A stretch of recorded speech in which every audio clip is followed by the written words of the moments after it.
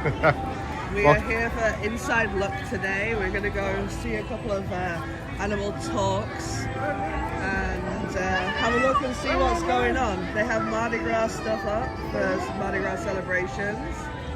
But let's have a walk around and look.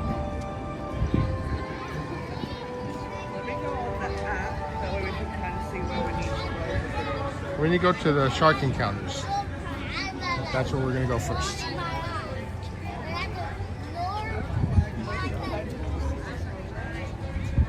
The sharkies?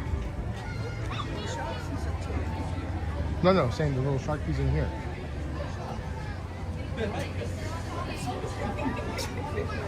Oh, they're in the shade today. Yep.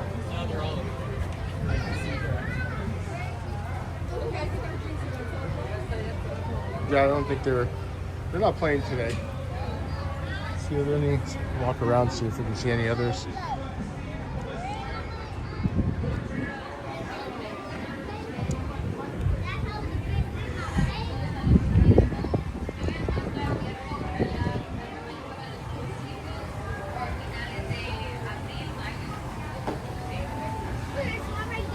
Yeah, they're all right there in the corner, right?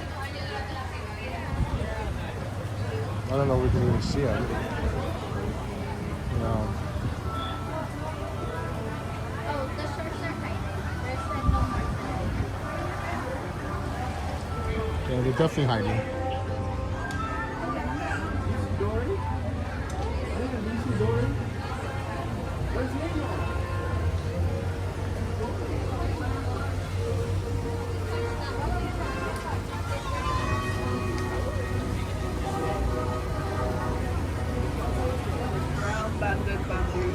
Guys outside.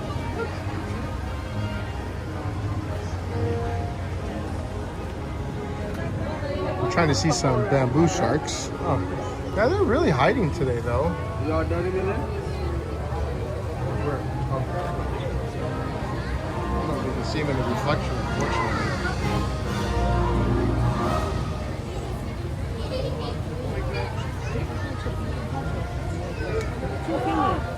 How does it feel like? I didn't get to touch it. I got scared.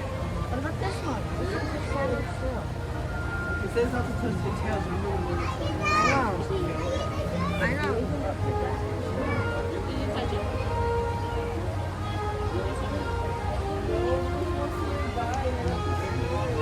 Where's the one that was swimming?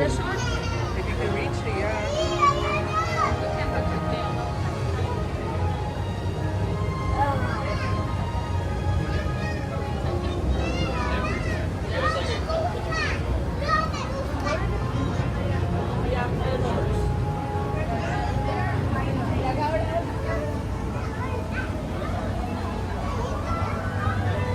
Hi, Mumu, welcome in. Yeah, today's kind of all about shows and presentations, to be honest. That's why we're here. There's special insider looks today. We should start going to the shark one. You did? Uh-oh. Did you? Was it okay? Yeah. Okay, let's go wash your handsies. But yeah, that's what today's is. It's a special SeaWorld day where they're doing some behind-the-scenes stuff on the care of animals and the rescue of animals. So I think right now we're going to start with the shark one, which starts at about 2 o'clock. And there's a few more after that. So that's what we're doing today. It's kind of not really a ride day today. It's kind of a presentation day. So some of the presentations may interest you, others may not, but we're going to try to show as many as we can. And at 6 o'clock, we more than likely will do the Orca show, since the first one was at 12 and we just got here. So there's only 2 shows today, one at 12, one at 6. We'll probably do the 6 o'clock show because it's going to be nice at night. But yeah, we're just planning on being here till about 6:30. What's up, baby?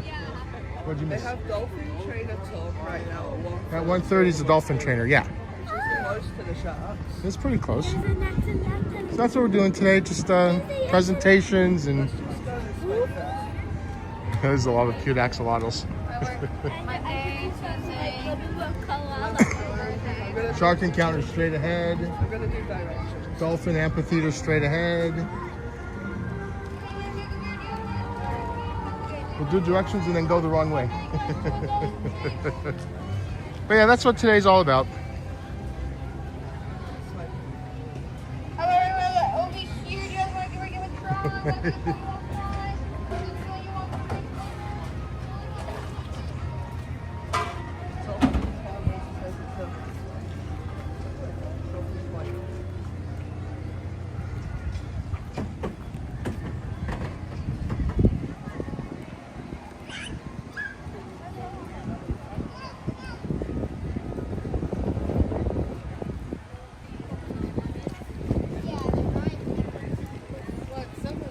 feel it.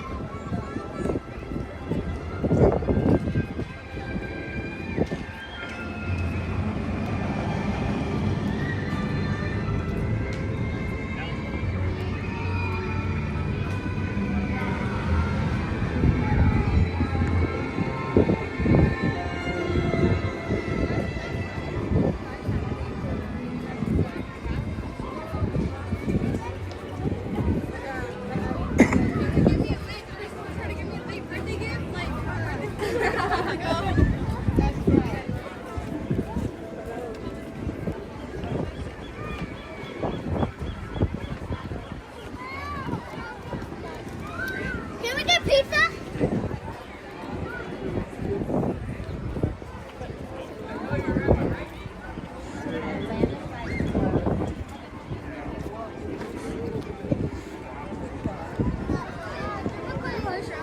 Up there would be the best place to go. Oh, do you want to walk around? 嗰度去行過去嗰 Try. 你上次我哋都行過啊，嗰間呢度。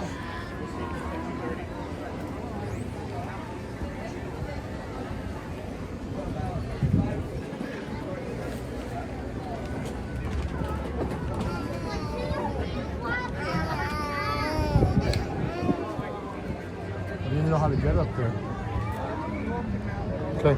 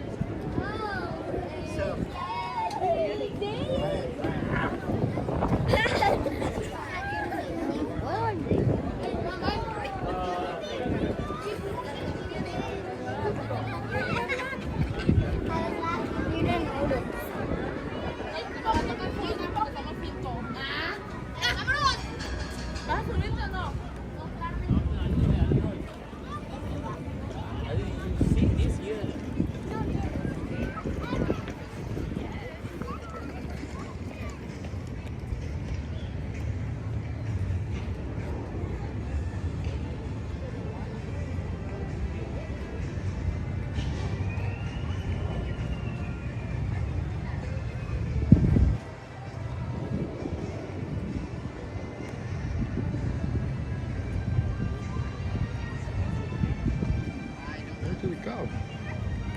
Oh my God. It's so hard to see in the water.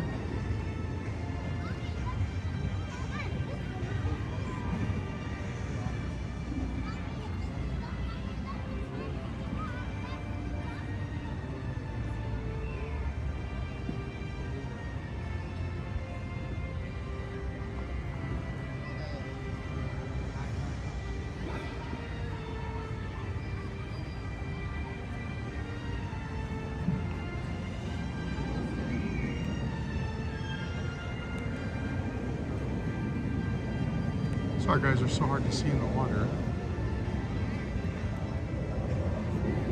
Somewhere. There it is. There's gonna be a dolphin talk in a couple minutes. See if that's any cool there. Let's see. Boy, it's so hard to see now. Oh.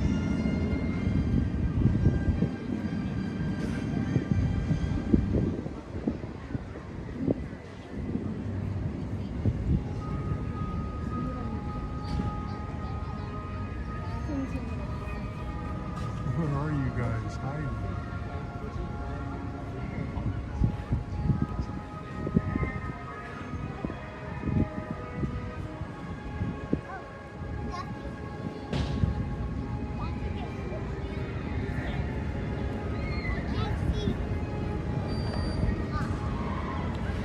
Oh, how are you coming out over here? Oh. Another dolphin. Welcome to Dolphin Point. My name is Cheryl. Over here, I am one of the zoological specialists that works here with these amazing animals. And today we're going to introduce you to a few of those animals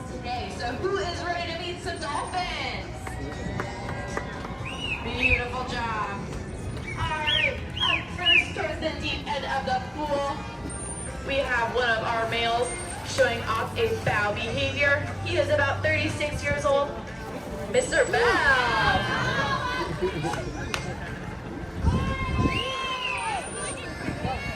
All right, up next we have one of our largest males and one of our most adorable females showing you a back tail walk. Beautiful job.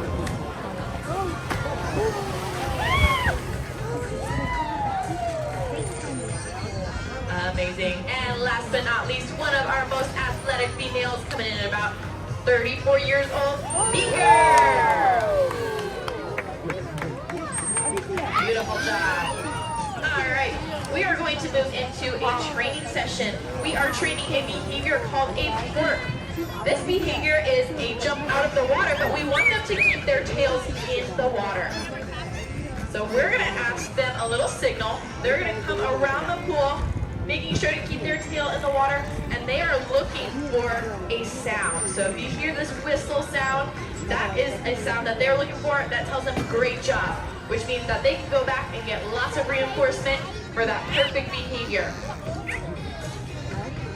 So up first, we are going to send our largest male again. This is Osborne coming around to where Jamie is. Beautiful.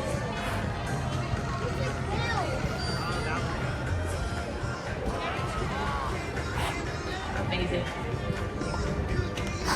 And if you see those Q-tip looking things, these are called target poles. These tell our dolphins where to emit the behavior.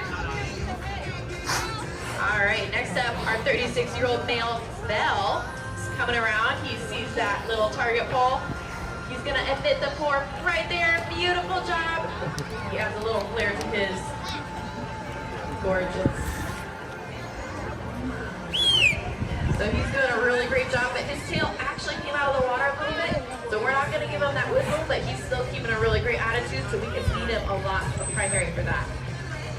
All right, and last but not least, the finished behavior with Miss Beaker.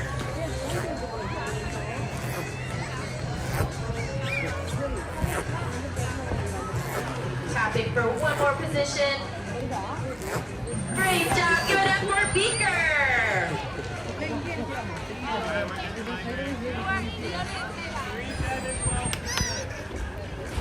Amazing. All right, now we're gonna do a little bit of an inside look session with some of our dolphins. So one of the main things that we do here with our animals is husbandry. Husbandry is caring for animals and attending to their needs as they get older. So a lot of our animals are older. Our oldest boy in this pool is 50 years old and our youngest is 6. But a lot of our dolphins here are in their 30s. So we want to supply them with enough water, making sure that they get enough water throughout the day. Even though they do get some water from their fish that they eat in their diet, we add a little bit extra to make sure that they're good proactively. So you might see some trainers around the pool with some tubes around their neck with a funnel, as well as a little water bottle. So what we're working on is asking our dolphins to drink the water. So when we start this behavior, we can ask them to open their mouths. We place the tube right in the back of their throat. This is all voluntary, so if they did not want to do this, they could spit the tube out, they could close their mouth. But right now we have Sophie and Osborne showing you just how well they are at drinking this water. And then with Sophie right now, we're trying to get her to hold her own tube. So kind of like how we drink water out of a straw or different drinks out of a straw, we want Sophie to have the same idea. So we're kind of asking her, as well as Melanie, over to my right, to hold this tube together in their mouth so we can hold the rest of the funnel and the water bottle. So Melanie's doing a really great job. We want her to have that mouth closed while she's drinking, so JJ is helping her a little bit. She might release her hand so she can hold it on her own, and then she gets that whistle. Tells her really great job. That was exactly what we were looking for. So now she gets a lot of primary for that. Over here where I'm waving my hand, this is Sophie. We're asking her for the same thing. So she's got the drinking part down. but we want to ask her to hold the tube in her mouth as well. She's listening to her trainers, watching the trainers for their signals. And then we're going to place the tube right in the back of her throat. We're going to see if she can hold it on her own. Sometimes they get a little bit confused and need a little extra help, which is totally okay because we go through this with baby steps. So some days she might need a little bit more help than others.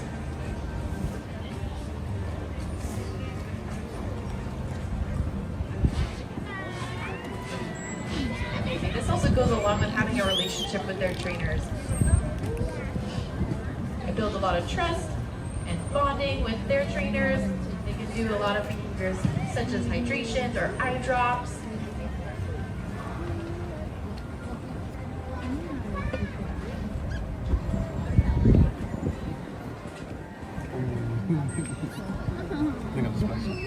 All right.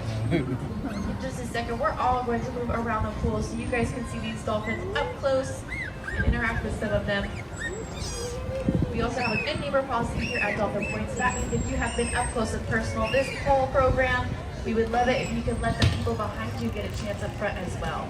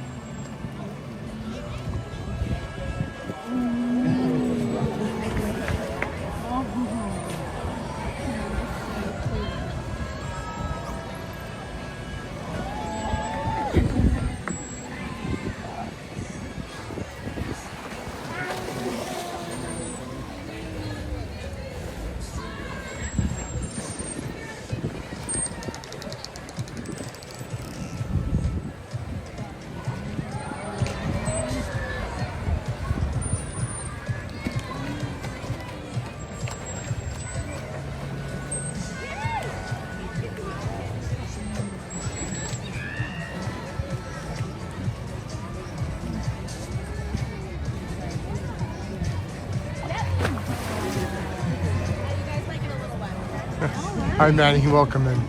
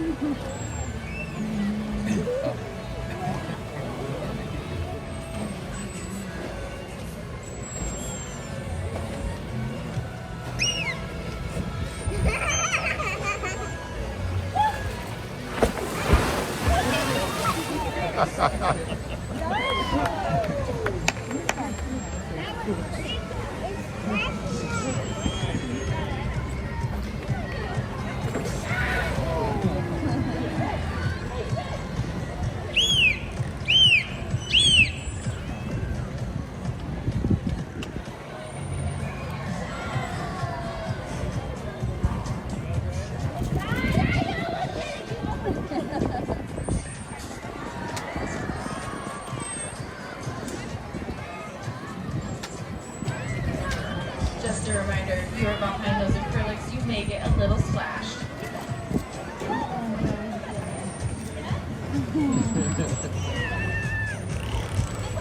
Now you're back! There it is!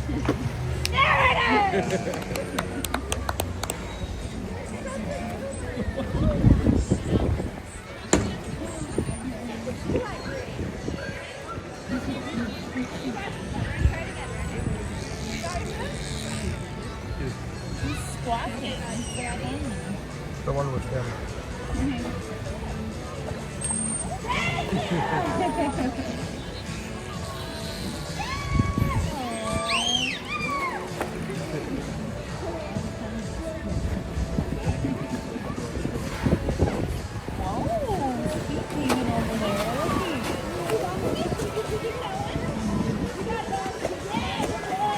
The weather's pretty nice, low 70s, light breeze. Hey, Haunted. So I was just trying to be quiet.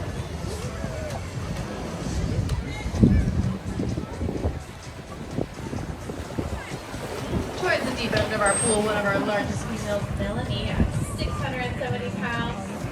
Oh, really? We're gonna do a jump right in front of you. Beautiful.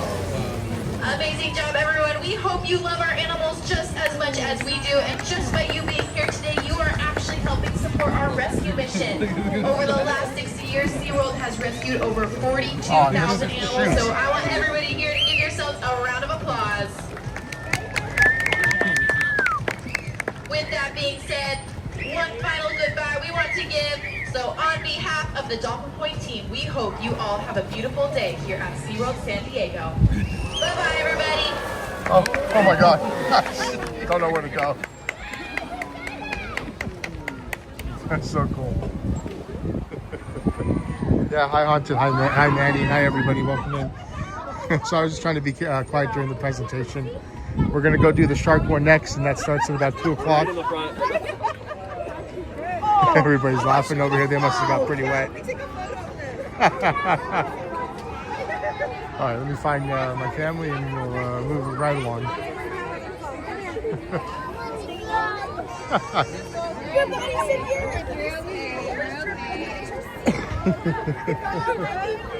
Look my way, man. Some people got really wet. Oh, there she is. All right, let me just go grab my wife and kid. There we go.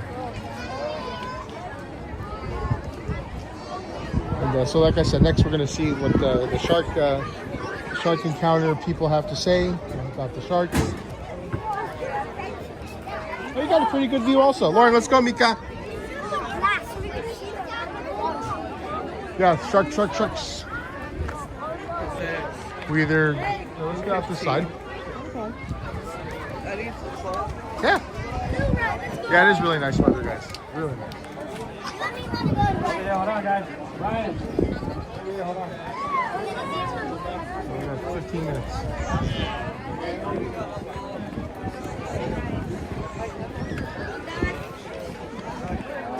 Well, it's the start of the right way.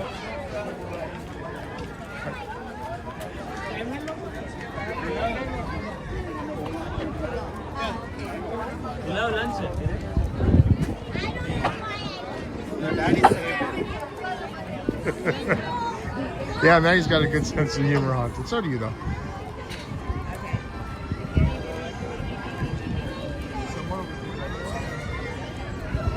Okay.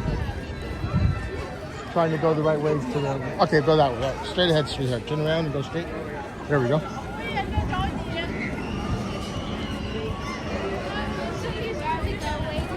We're going to go see the special exhibit on the sharks, whatever quick presentation they have. Oh, Rita, this is going to be new here. Ice custard happiness. Look, love. Yeah? It is?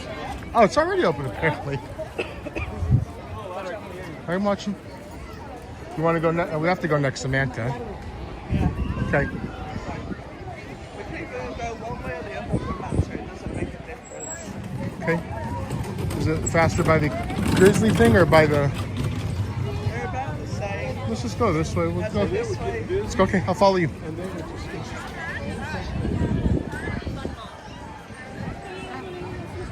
We're just trying to make our way over to the shark area. Not as well first thing. We have a general direction of where we're going. There's a couple things that we need a little bit of help finding still. You said by the Sea Lion Amphitheater, babe, or? Okay. Oh my God. I drive like we're doing. I think we're going to be here till about 6:30, guys. The last thing, there's an Orca show at 6. It's the last one.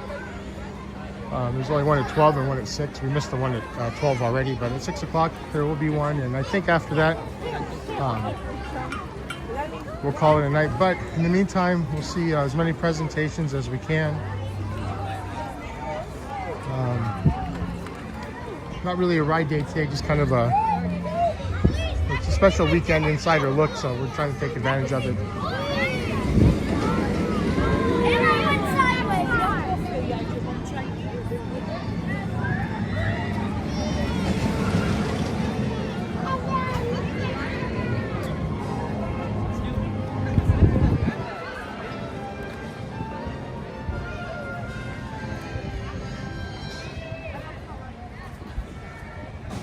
have a line for hibiscus already. Hibisco.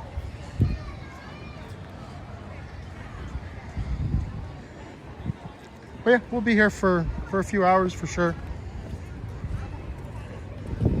The next show's at 2, and then after that, I think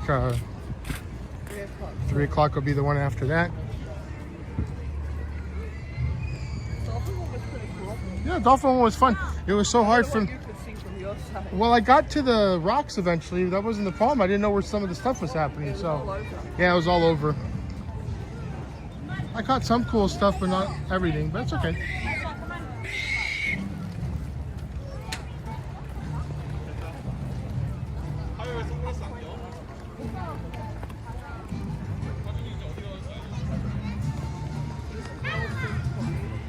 Yeah, they're redoing the dolphin theater. Nope. Here's the feed sea lions. Oh, now we're getting somewhere.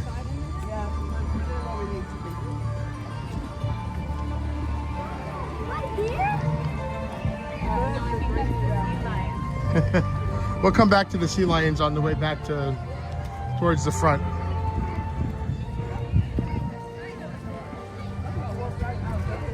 Go. Let's walk over there for a second. People are feeding them, so it's kind of fun. A couple of them, yeah. We're all out on the rocks today.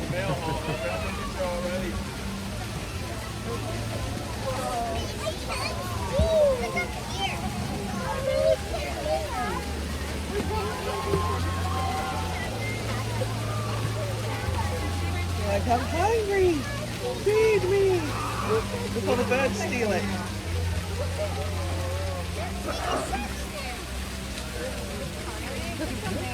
Oh, what is this?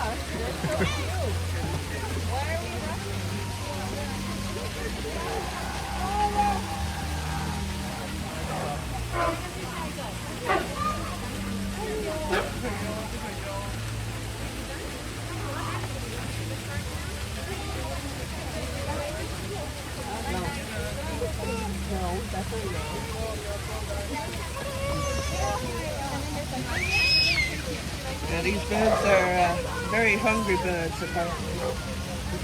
You get to feed them like shrimp or little fish here. You've got to be careful because these birds will steal them if you don't get to it quick enough for the seals.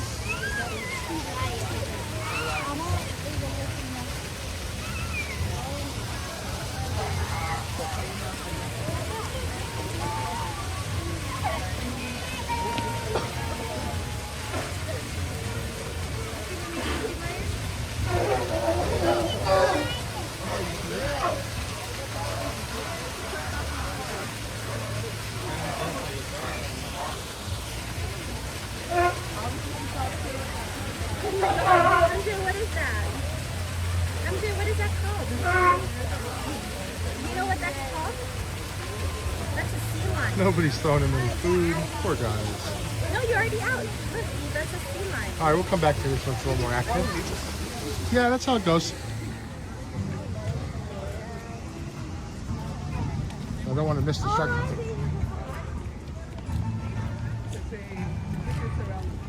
Okay.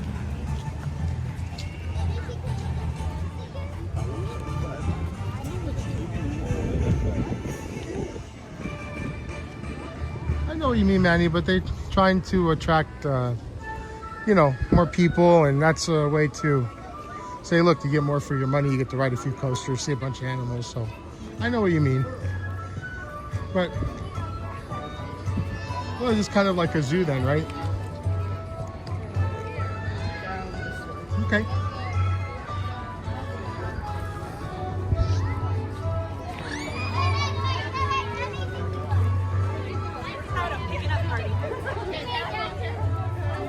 Oh, good luck. Hey, Manny, what is the same these days, right?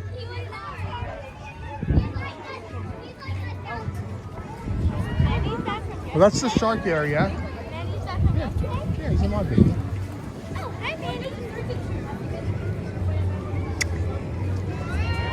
We're going the right way, babes, yeah? Okay. Oh, So we're almost at the shark encounter area. Oh, And then I think the shark is maybe. We should ask that gentleman right there. shark teeth. Oh, okay. Let's show those. Let's see what they got on the table here.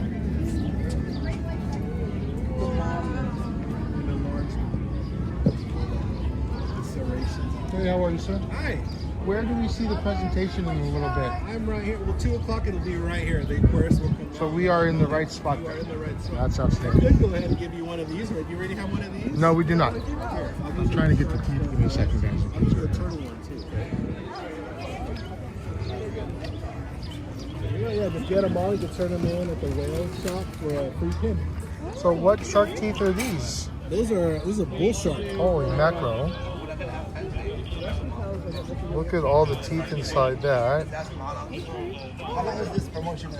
Today is actually the last day. You want to try? I mean, No, we only came for a few hours. are you a pass holder? Yeah.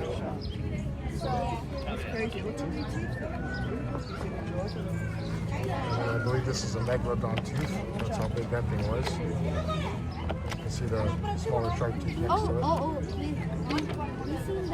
So they also have a little activity for the kids that he's doing. You go to each station, you get a Oh, stamp, so you yeah. can get a pin at the end. We should do that. We do, we got one. Okay. Have we seen any of the things?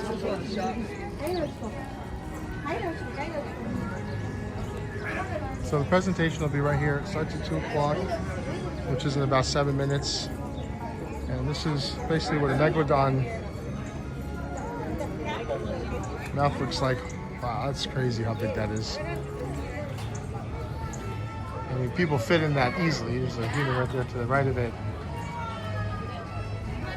I don't know what would survive any of those teeth. Let's see, megalodon bite force, 40,000 PSI, which is crazy.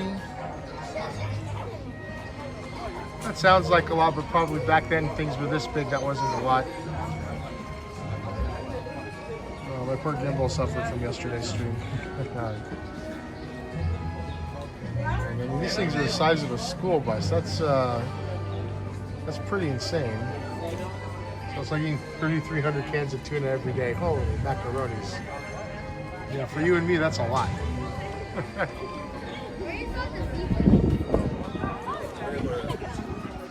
So in about 5-6 minutes, there's going to be a presentation right here. And we'll see what that's all about. And how big that thing is. It's ginormous.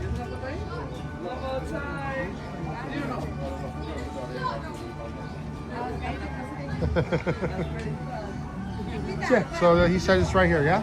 Yeah, it's going to be right here, correct. I think it's them. The shark exhibit is still closed till March. Yeah. Is this where the axolotls and the other sharks No, are? no. Okay. We have Turtle Reef, which is on the other side of here. We can look at Turtle Reef after this. Because I love Turtle Reefs, I love turtles. I love Turtle Reef too. It breaks up just a little bit in there, but you can see for the most part. Yeah, we'll just chill here for a minute, guys, until the presentation starts in 5 Look at the minutes. store if you want. Look around the Okay, trees. let's go in the store for a couple minutes until it starts then. So this is the Toy Store Discoveries. And of course, like at every toy store, all the parents need their goodies. So we do have that here if you do like that.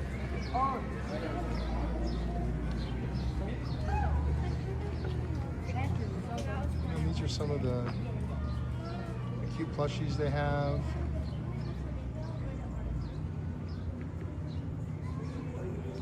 And the merchandise at SeaWorld is starting to get much cuter too. I think they're taking cues from Disney.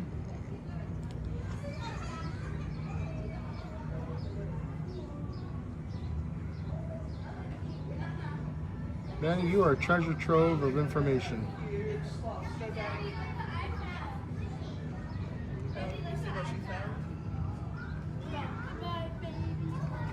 Rockin' my baby? Yeah. The baby's as big as you are. I know it is. Here's a cool little shark stroller. the flap up there. If it stays up, doesn't stay up, but yeah, you get the picture. What am I looking at? Oh, okay. And then they have some, they have like pinch stuff here too.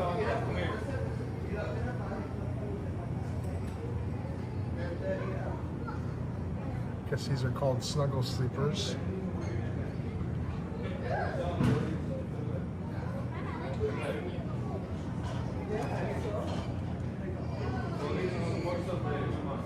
And then some of the 26 pins.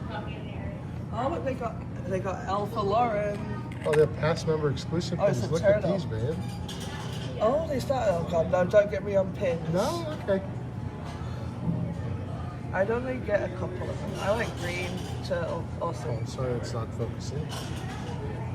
What's C? Oh, C is coral. Great. Egg. Oh, so these Flamingo. are. Oh, so these are all the different different star signs. Oh, Gemini is a turtle. Oh God, I can't get that close. This is cute. They have some really cute pins. Yeah. You can't go super close. Yeah, I can't go too close. Yeah, I go out of focus. I'm trying to get too close. Sorry, guys. You can't move it like that if they're gonna look at us. Right?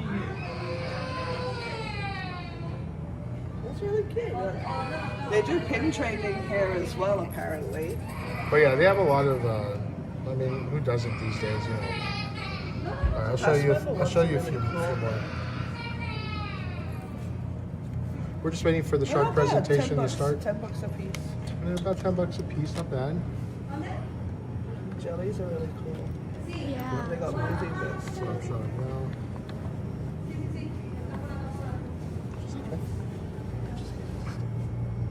That's pretty cool. How much are the Zodiac pins, baby kicks? The Zodiac ones? Yeah.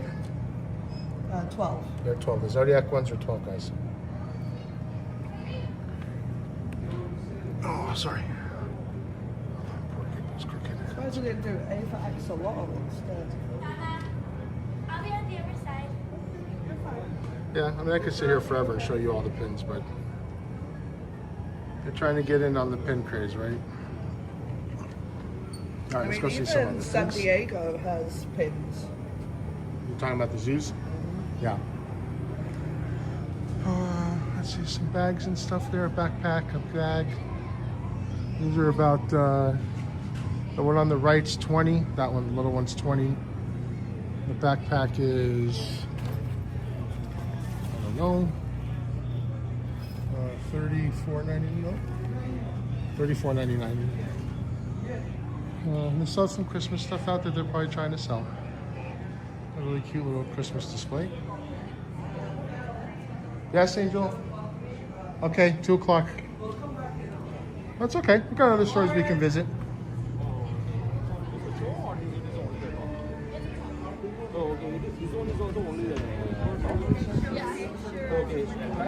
Ask this guy. Ah, pô. Esse aqui é só o Shark Special. He says right here. Yeah. Is there anywhere to have a snap? That's also a top. I know Christmas is over, but they're trying to schlep all their merchandise. Disney's still getting rid of theirs too. They have a Rudolph the Red-Nosed Reindeer. Yeah.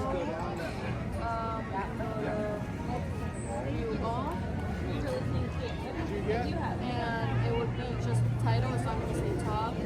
So, Just waiting for it to start. Yeah, it says right Really here. people waiting. That's okay. We're interested in this stuff. We like this stuff. Yeah. yes, that's it. Have we got any of the stamps? What do we get stamps so far? We need penguins, orcas, rescue team. That's the hardest one. That's whichever one's across the way. That's the rescue team. I don't know. All right, looks like the team just arrived. Hopefully people move a little bit. Yeah. No, the rescue team, that's where that Jeep is. That top. Yeah, that's where the Jeep is by your play area. Where is the Jeep? The Jeep. I think so. Or it's an Explorer. No, Explorer.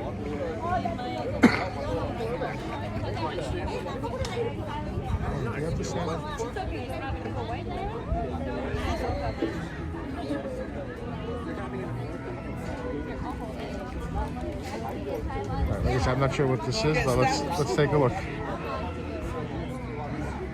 Yeah, the shark exhibit's closed for now because they're going under refurb. It's supposed to open in March, but SeaWorld never opens anything on time, so.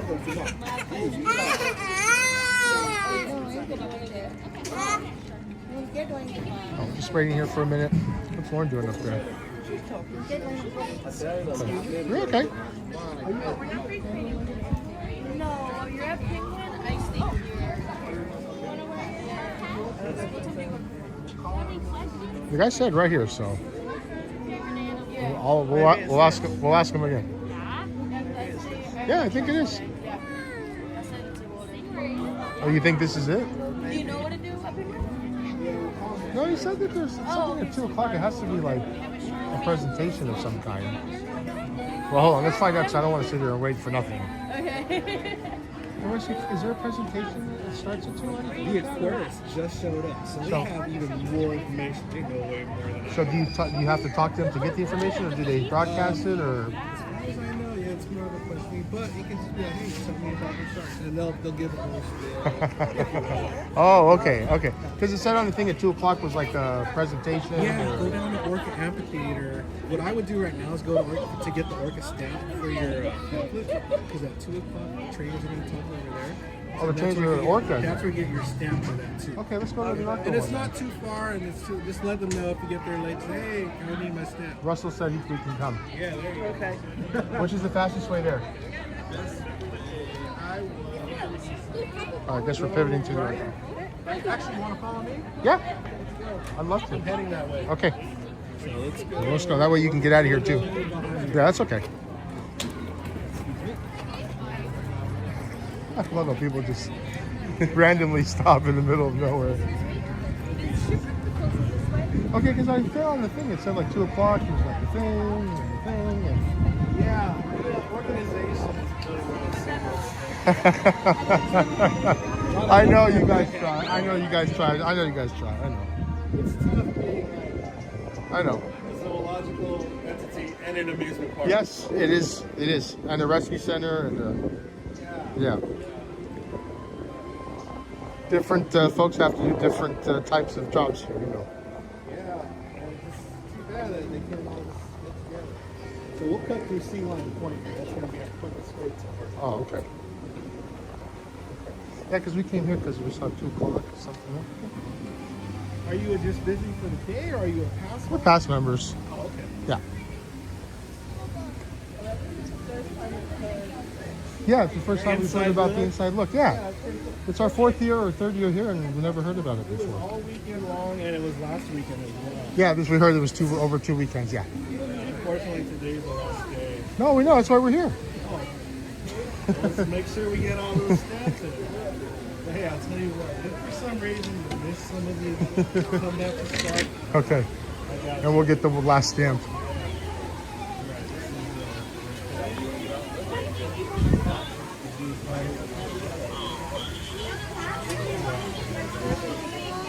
Oh, I wanted to make feeding time is out until like a little bit.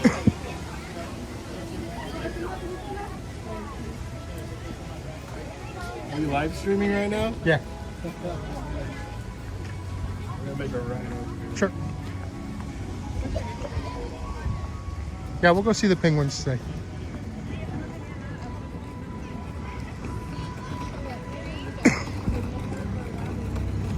About 15 minutes for presentation. Give or take. Okay. About 3 o'clock I'll be over at the penguins too, giving out those stamps. Okay. We'll be there at 3. Oh, so this guy to get you to go through the park, huh? So the good things about working here is I get my steps in every day. Oh yeah. On a slow day, I'll get 4 miles in. Oh my God. So let's go this way. Okay. Oh yeah, I would have been lost by now. Oh, my first 2 weeks here, I was late to every exhibit I had to be at because I'm not very good at directions. Yeah, 3 o'clock for the penguin exhibit, guys. 3 o'clock.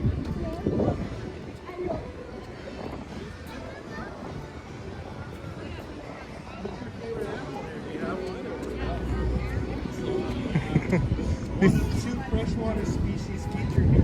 Yeah. Ooh. Axolotls and the cleaner fish. Oh, those are. Oh yeah.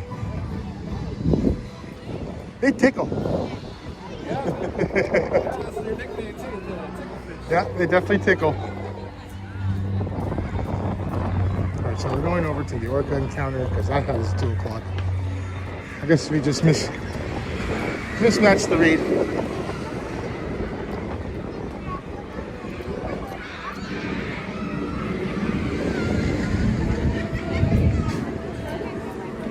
Oh.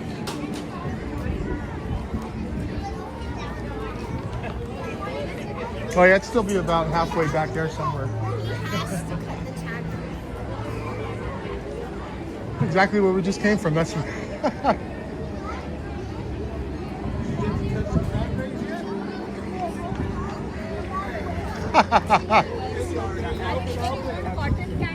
close at 7 tonight. Yeah. Yeah, the Orca show. The last one's at 6. Orca at night's pretty special. Yeah. They're just doing 2 shows today, 12 and 6 for you guys. Yeah. Make sure you get down there later. Okay. Dolphin one will be here. Yeah, we just watched the dolphin. We just came from that one. That was cool. Yeah, I can't wait till that amphitheater reopens. Yeah, they've been refurbing it, you know, making a new show. This thing looks to be very popular. Sun's out today. Perfect day for readers. Well, it's only going to get warmer from here, so. How long has that been here?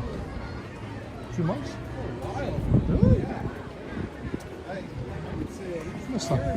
I must not come this way enough. We'll take you this way here. Okay. We'll pass by the rescue team's table. You haven't got that step yet. No, not yet. Definitely want to check out the rescue team. I mean, over 42,000 animals rescued and returned to the wild. Wow. 42,100. It really is amazing. I don't think people realize how much energy and work that takes. And this is where you're going to get your free pin once you get all the steps. Okay. Oh, okay. How much do I pay for a tour?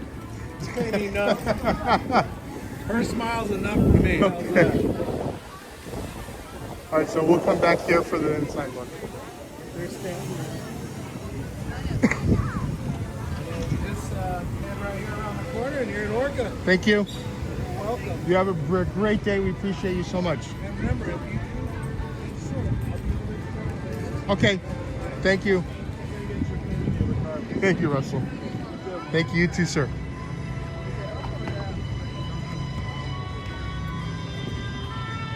Is it 2 o'clock?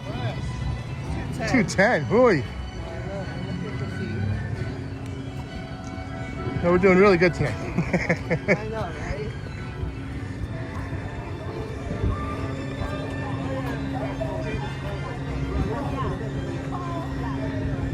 Like boxed in here.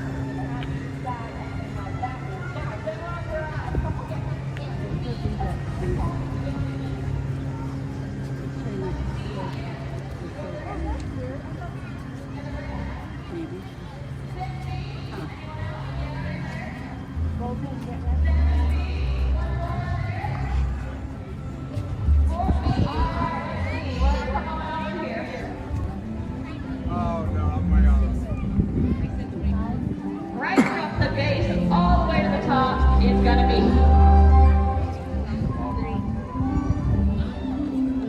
3 feet on the dot.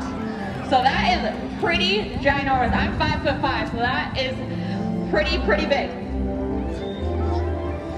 Now the females do have smaller dorsal fins. The males are going to be a lot larger, but the females, they kind of look more like a characteristic black dolphin shape, and the males have a really, really tall triangular leg. All right, Tara, we'll probably do her flukes next.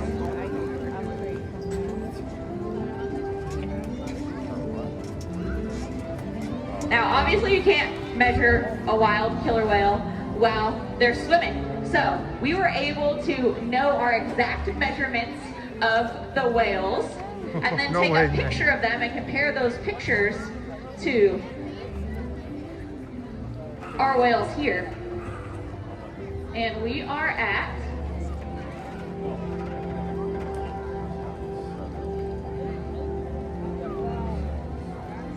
6 feet on the dot. Now that's pretty deceiving because that's even taller than me, and that right there at the base of their tail is the largest, strongest muscle they have, called the peduncle. So that is moving 6 feet of that giant paddle up and down. They're able to swim about 30 miles per hour. Now, let's go ahead and give a round of applause for Corky and Taryn. Now, Corky being 60 years old is super, super important to learn all about killer whales as they age. Because our next research project, Corky is also the star of. So she does so much research around here. She is really, really important to our pod and important to learning more about wild killer whales. Because we are gonna throw this heart rate monitor on. All right, show of hands, you can hold it up if you're wearing it. Anyone here wearing a Fitbit or a heart rate monitor? Right? It tells you if you slept good, it tells you what your heart rate is, what your oxygen is, right?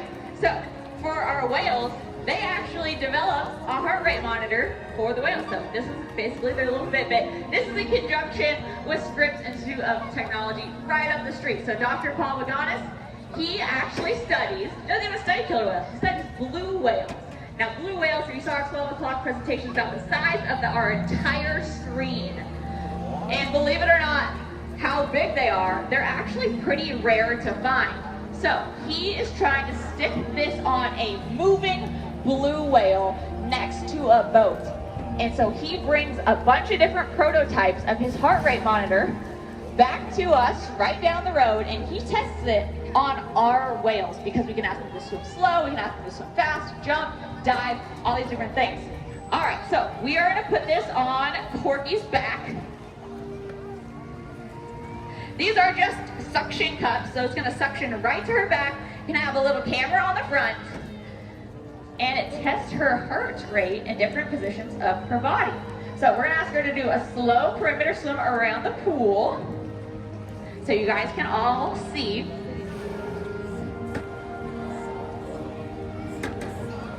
Pretty awesome, right? Now, there's no hair on killer whales when they get older, and their skin kind of feels like a wet hot dog. So we do need to test a lot of different prototypes to see what sticks on really smooth whale skin. Because he's usually going down to Antarctica, so he wants to test his equipment before he gets all the way down to Antarctica so that it doesn't just fall off within the first 5 seconds of being there.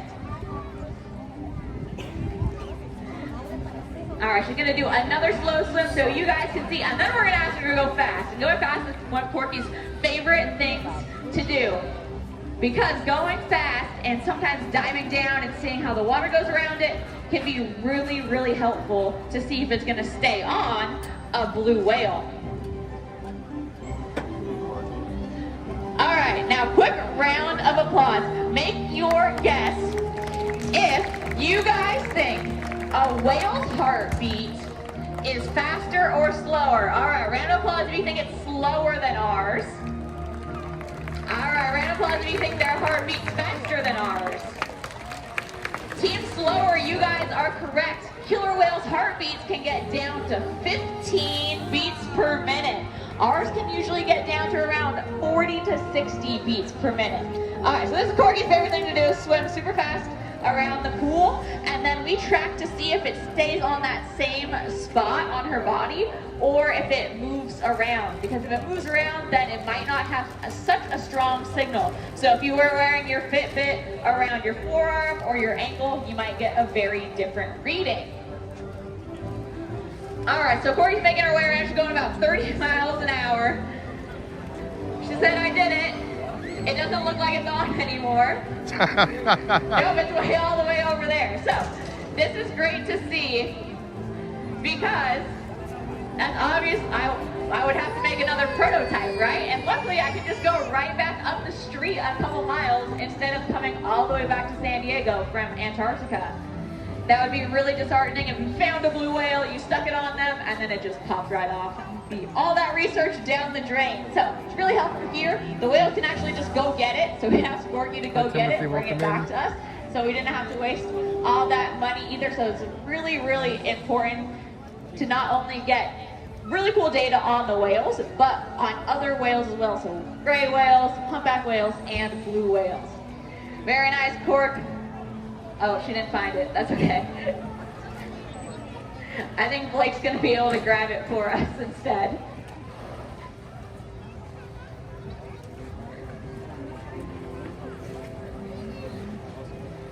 Now, these are just suction cups, and she can actually wear 2 of these. So she'll normally wear one on her back and then one on her heart, and they'll test where on the body they find the biggest signal. So a lot of data and information can be gathered from this, both their heart rate, when they breathe, where they go, right? We can stick an air tag on that. We can get blowhole samples. And it also lets us know maybe what they're feeding on and other communication insights into the pod as well. So luckily it's not lost to the deep blue sea. Blake's trying. I have to get a longer pole, that's okay. Now I can talk about Corky all day. Corky is, thank you Corky. Yeah, he couldn't get it. Corky is about 7,000 pounds.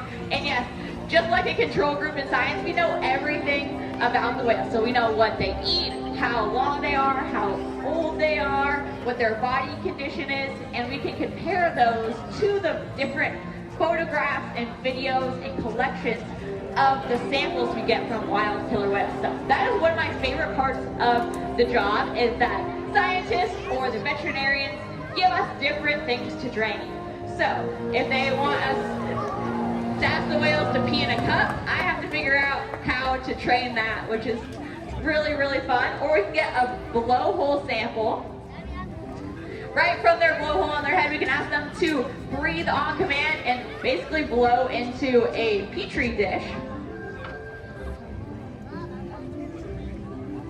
We can get blood samples, urine, fecal, a lot of different things. So we're gonna have Corky see if she can find where it is by using that echolocation as well.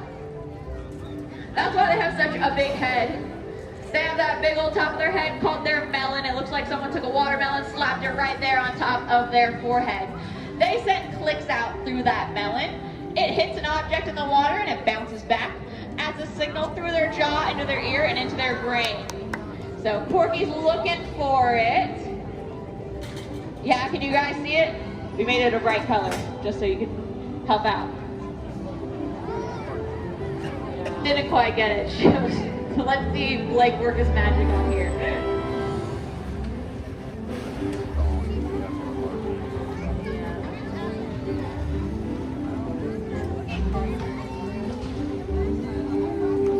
All right, round of applause for Blake. He's almost got it. All right, very nice. Now, we have time to talk about one more final research project, and this one is by far the coolest. We actually taught the whales how to play video games. Now, this is one of my pet projects. This is one of my passion projects. So Shuka and Makani right now are learning how to play video games. The whales get a lot of different toys that they can throw around and sometimes break, but this one is entirely virtual. So we're gonna learn about the video game project. Go ahead and take a look. Our whales here at SeaWorld have a variety of different toys they can choose to play with, or what we call environmental enrichment devices. As you can see behind me, there are a variety of different toys they can choose to play with. Lots of these we can throw into the pool, and they provide physical enrichment for the whales for foraging, scratching, and throwing. But what about their brains? We were able to develop an entirely new enrichment program called WEAVE, which stands for Whale Electronic Video Enrichment. This allows the whales to come down underwater and control the cursor or the mouse, helping scientists understand their intellectual and pattern recognition properties. This research can be used to understand our greater aspects of killer whale intelligence. All right, guys, so normally we're standing in front of the whales and we're giving them hand signals right in front of us. But Orchid out here, she's so smart. One of her nicknames is the rocket scientist because she knows over 300 different behaviors and she's really good at different concepts. So one of our first things we did when we started teaching them to play the video game, we taught them the screen is really important. So look to the screen. It's gonna have really cool information for the whales. So we're gonna point Orchid to the screen. She's gonna see a video, or she's actually gonna see me live right now, and I'm gonna be giving her hand signals from all the way over here. All right, so we're gonna start with a fluke wave. So I'm gonna take my hand just like this. I'm gonna bring it on down. And she's supposed to wave her fluke. So she saw me virtually on the screen. Very nice, Orchid. She's so smart. That's why she's my favorite.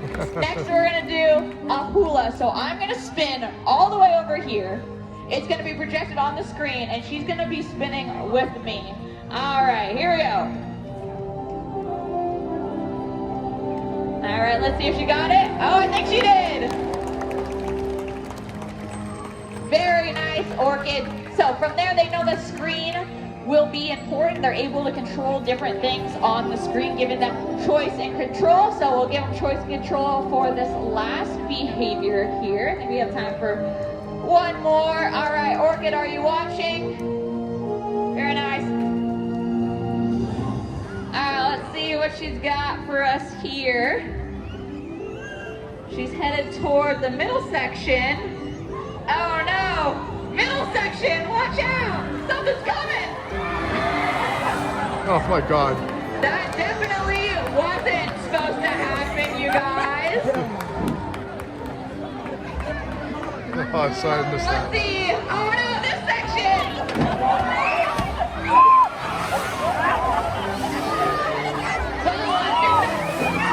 She's letting us know that it's the tail and the presentation. Thank you guys so much for joining us here at Inside Look. If you have a booklet, go ahead and grab your stamp on the way out. Join us right back here at 6 p.m. for Orca Encounter. And have a great rest of your day here at SeaWorld. Bye, everybody.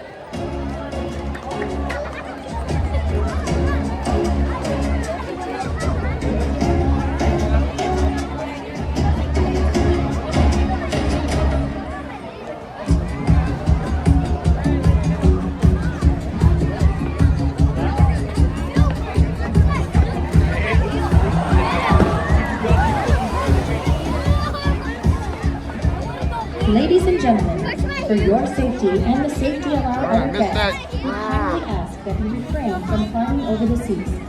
Please use the stairs and aisleways to exit the venue. Thank you, and enjoy the rest of your day here at SeaWorld.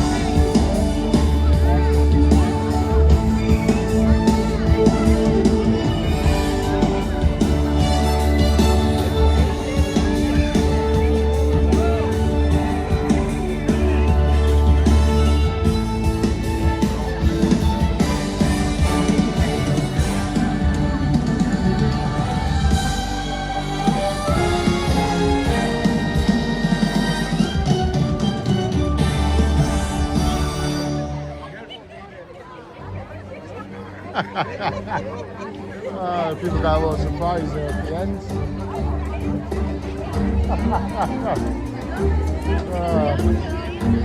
All right. Poor people in the front.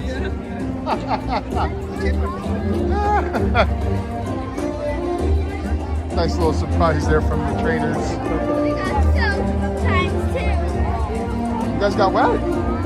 No. Oh.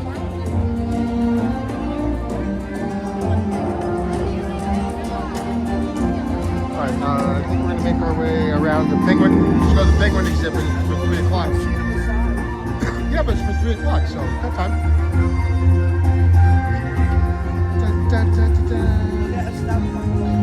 Yeah, let's get a stamp from the sea rescue people.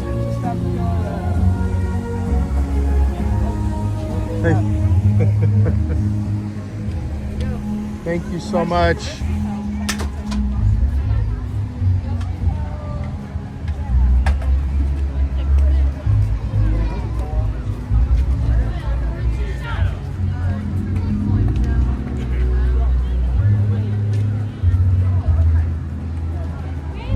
Oh, we know where the playground is. Well, that's easy. Okay.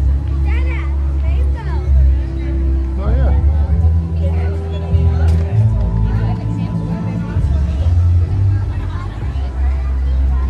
Rainbow. All right, so I'm going to the penguin encounter now. And we'll check that out, and then we'll see what type of presentation they have there as well. I thought that was actually pretty neat, though. The orca one. I thought that was nice. Yeah, I agree. Right now, the dolphin one is closed for refurb. So they'll come with a brand new show for the dolphin, probably over the summer or later this spring when the Mardi Gras celebration starts after their Chinese New Year's celebration.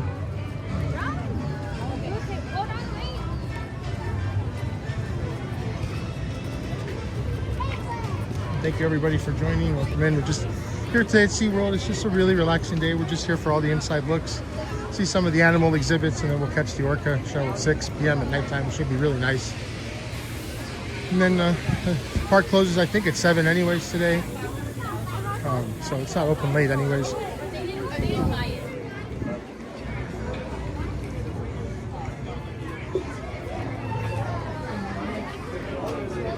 That's some cute little... This is actually what we use with some of the equipment that the rescuers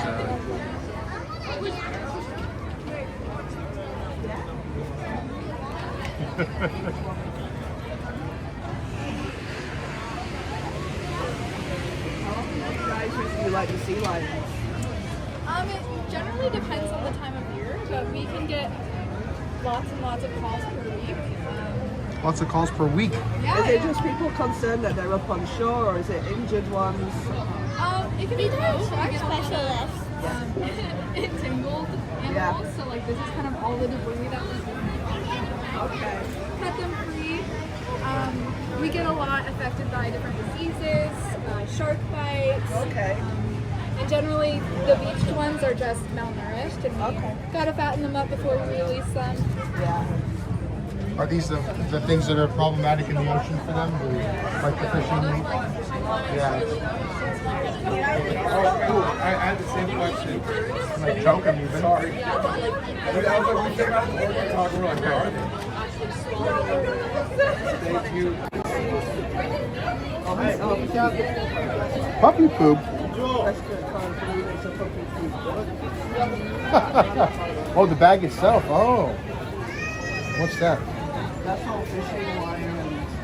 Oh, these are some of the things that are problematic for the ocean. Oh, wow, that's all kind of they kind of swim with all these. Oh, it's so sad. Feel how heavy this is. Hold on. Feel how heavy. Oh my god. That weighs like 5 pounds, 4 pounds? Yeah.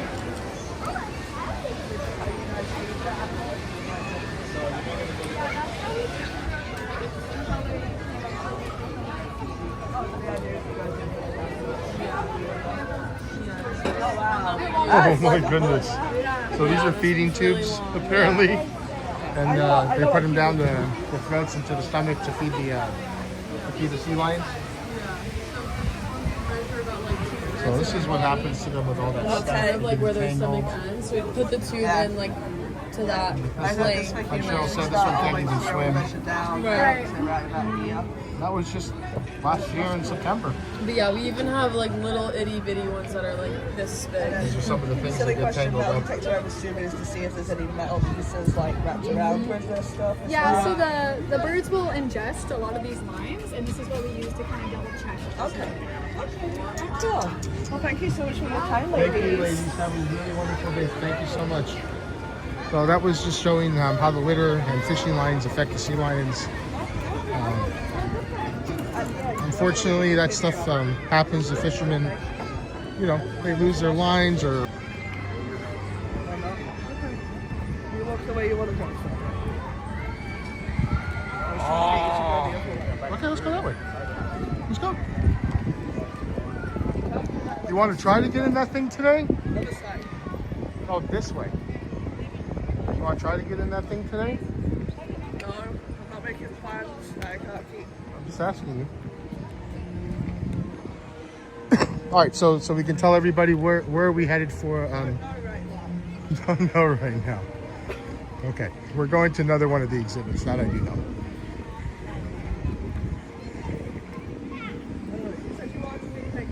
Yeah, that's it. 3, baby. So we have a little bit of time for that. Just thinking we get in there, show some penguins, and then listen to them talk. Pals is at 2:30, which is right now. Well, that's right now. Penguins is 2:30 and 3 o'clock. 3 o'clock for penguins. Okay. 2:30 and 3 o'clock. Yeah. So we have to walk this way. So you can walk over towards Atlantic. Okay. That's why I was like, it's easier to kind of go this way. Zajebitas. You okay, Lauren? No. Yeah, she's just playing on the curbs. All right, so we're going to go to another sea rescue presentation, and then we'll go to the penguin presentation. And that'll both be in the next 30 minutes. I love it. So we'll see what happens.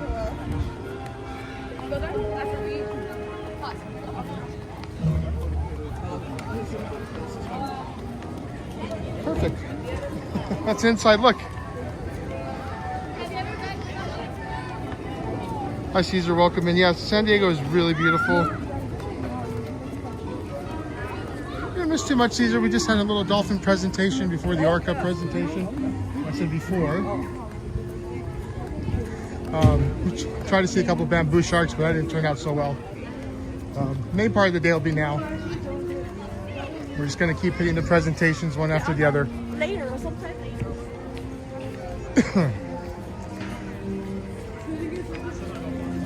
Sorry. I think it's straight ahead. Yeah, straight ahead, yeah.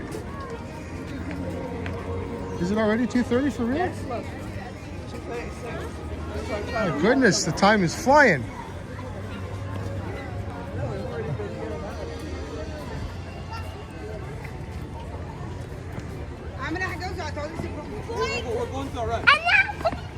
I love kids. We have to go through the tunnel, right? Yes. Yeah, the one that's lit up at Christmas time and stuff. Yeah. Well, and you have your little stamp book with you, baby? You have your little stamp book with you? Okay.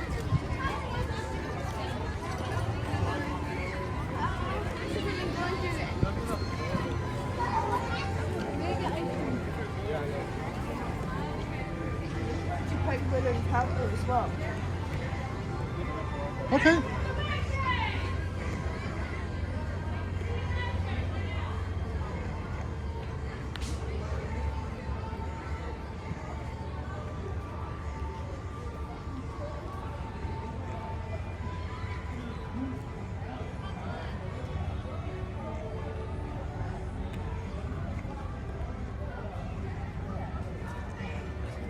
Lauren always has fun. I think she's still recovering from yesterday for a little bit, but she's all right.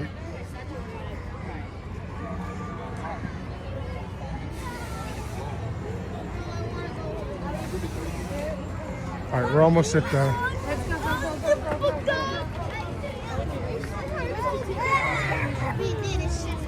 Oh. No. No. Went the wrong way. I'm surprised you even went that far. We went the wrong way.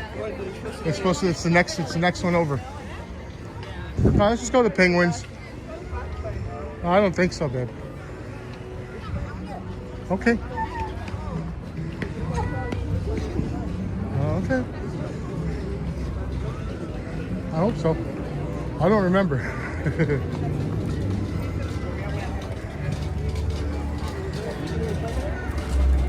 Some of like the carnival style games they have.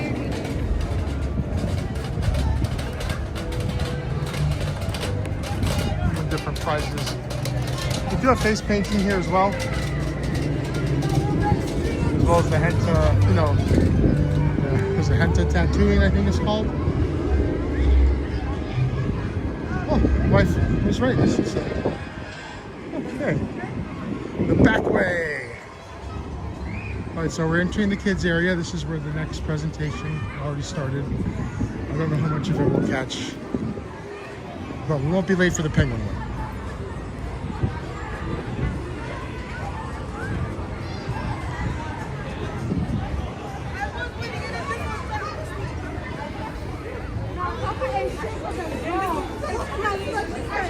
I wouldn't say this is Toontown, but this is like their version of Toontown. You know. Where are you, Lauren? Where'd you go? On cue.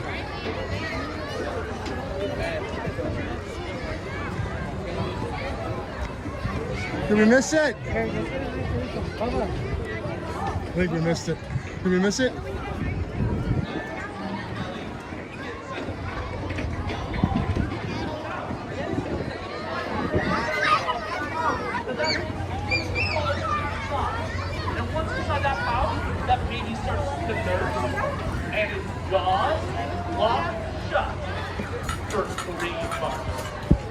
Yeah, might sound horrific to some, but for the kangaroo it's very important. See, Mom, she's hopping through the grasslands of Australia. That baby's inside the pouch, latched on, going bounce along with her. Well, this kangaroo would still have a headache. But no, these guys here, at 3 months old, they look a lot like Rookie here, only about a third of the size. And when Rookie first poked her head out of her mom's pouch, her mom didn't want to raise her. And she kicked her out of the pouch. And she was hand-raised by our staff, and she's doing really good. She's an excellent ambassador animal, but does she belong sitting here in our arms? No, I would so much rather see her out in the grasslands of Australia, hopping along with other kangaroos. That is where she truly belongs. And you know, speaking of kangaroos, a big male kangaroo is called a boomer. A female kangaroo is called a flyer. What's a baby called? Joey. That's why we have her in the Trader Joey bag. And a group of kangaroos is called a mob, a term I think should only be used for kids that keep moving during my school programs. Now, this girl here though, she really... I'm gonna be out at Top Predator next, this will be fun. But no, this girl here, she serves the same role as the deer do here in the United States. They're a browser and a grazer, spend their lives eating grasses in the lands of Australia. And the biggest threat to kangaroos right now is actually wildfires. They're having a huge wildfire problem in Australia. But even with that threat, the kangaroos, I'm happy to say, are still doing very, very well. But that's little Rookie. Let's say goodbye to the red kangaroo here. Bye, girl. All right. All right, now our next guest. I'm gonna need some volunteers for. All right, just wait a minute. Stay in your seats here, guys. Just wait a minute. Lesson of life. Before you guys volunteer for something, you should always know what you're volunteering for. I need some people that are gonna be big and brave, that aren't afraid of anything, and will come up here and do exactly what I ask them to do. Let's see, who's it gonna be? Who's it gonna be? Let's see, how about you with the blue dolphin here? Come on up. Let's see, I need a few more. How about you with the blue sweatpants? Come on up. Do you guys know what my favorite color is? No, it's green. Let's see. Sure, purple one, bouncing up and down. Blue sweatshirt all the way back there. Yes, come on up. Let's see. How about white t-shirt? Come on up. And pink shirt. Come on up. All right. Let's see. Wait, how many do I have? I can use one more. I like your pink hat there. Yeah, come on up. Pink hat. Come on up. All right. Line up, shoulder to shoulder, like you like each other. 1 second. You, pink hat, you move over here, on the other side of her. Nice, nice, squeeze it, squeeze, squeeze, squeeze. Perfect. I need you guys to put your arms out. They say, I brought the wild animals. No, I need you guys to put your arms out, just like that. You're gonna help us hold our next guest. Her name is Julia Squeezer, about 13 feet of Burmese. Stay in your seats back there. Get back to your seat there. Yes. Back to your seats. Yes. Now, this is Julia Squeezer, and she is the Burmese python. Now, let's give our volunteers a hand. They're doing a really good job. All right, that's enough. They're just holding a snake.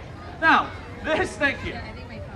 With snakes that get this big, we tend to hear all kinds of crazy stories about them. I call them Tarzan stories. You know, where there's a guy walking through the jungle. The big snake smells him in the area. The guy starts to run. The snake starts chasing him down. It leaps out of the trees, wraps around the guy's neck, chokes him out, swallows him, and eats him. Well, is that really the way it works? No, this is a big snake, but she can only eat something about 5 times the size of her head. She's safe. Maybe, I don't know, I'm bad at math. But anyways, this snake here, the fastest that she can move on land is a whopping 1 whole mile an hour. So instead, she hunts by camouflage. She'll sit in the leaf litter, blending in perfectly with those beautiful scales of hers. And let's say a prey animal walks out front. She'll strike out, boom! She grabs on with over 80, very, very sharp, backward chasing teeth. They kind of hook backwards like that. But she's not venomous. Do you know how you can tell she's not venomous? It's because I'm holding her. But she's a constrictor. She kills by squeezing things. And what's your name? Addie? Nice. Do you know what section you're holding? That's the squeezing section of the snake. Do you guys want to see how it works? Yeah! All right, here we go. No, I'm kidding. She'll use that snake to wrap around her prey. When that prey is dead, then she'll start to swallow. And a big lump will sit in her stomach for about 4 or 5 days. Then 4 or 5 days later, it gets just down to my buddy who I didn't call up. Do you know what section he's holding? That's the dangerous end of the snake, because that's where she goes to the bathroom. I made him the butt of my joke. But I think he's safe, because this snake here, she only eats about once a month, only goes to the bathroom about once a month as well. But let's give a hand to our volunteers. You guys did an amazing job. Yes, back to your seats, everybody. Nice. Yeah, back to your seats, guys. Get off my stage. It's my show. Now, this girl here, Julia Squeezer. Somebody actually bought her from a pet store when she was only about 1.5 feet long. And you know what? They gave her all the right foods. They gave her a phenomenal enclosure. And you know what she did? She grew. And then they kept feeding her all the right stuff. And she kept growing and growing and getting bigger and bigger. And eventually people said, whoa, we need to find a new home for Julia Squeezer. And that's when she was sent to us at our center. And I'd like to say that her story doesn't happen a lot, but we get a call for a big snake like this at least once a month at our center. That people decide they don't want to take care of anymore. So one of her biggest messages is to research your pets before you get them. Always make sure you give an animal a proper home for its entire life. That way we don't end up with stories like Julia Squeezer's here. Now, here in the United States though, we are having a huge problem with these snakes. See, so many of these snakes have either escaped or been released into the southern swamps of the United States that are now taking over the wilds of Florida and Louisiana. In fact, it's gotten so bad that Florida even made a law where you're no longer allowed to own a Burmese python without a permit, which I think is Florida's only law. But these guys here, they really are a problem animal here in the United States, but in their natural habitats. in the rainforests of Southeast Asia. They're an important form of pest control, a critical part of the balance of nature, and I think they are a stunningly beautiful creature. But that is Julius Squeezer. Let's say goodbye to the Burmese python here. All right, thank you guys. Yeah, it's a lot of snake. Now, are you guys ready for our last animal? Yeah. Why do I get the feeling that half you guys are here just to meet this last guest? Well, I'll tell you what. This last guest is my new favorite animal to share with an audience. And she is my new favorite because of the reaction I get from people whenever I bring her out to a program. She's a fascinating creature. Her name is Tater Tot. From the rainforests of South America, this is Tater Tot. Check her out.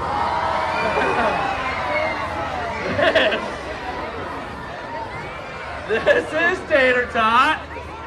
And what is she? Capybara. Capybara.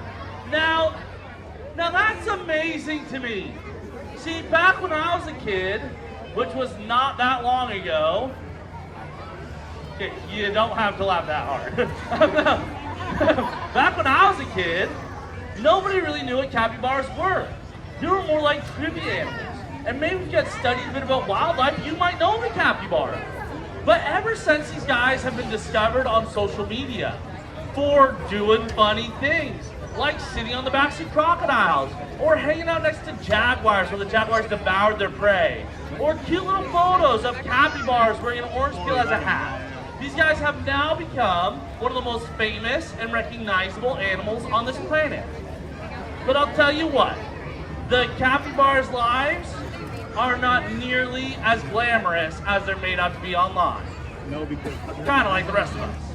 See, these guys survive in the South American wilds alongside top-tier predators like jaguars, crocodiles, caiman, and even anacondas. So when a baby capybara is first born, when they're only 1 day old, they have to be ready to survive.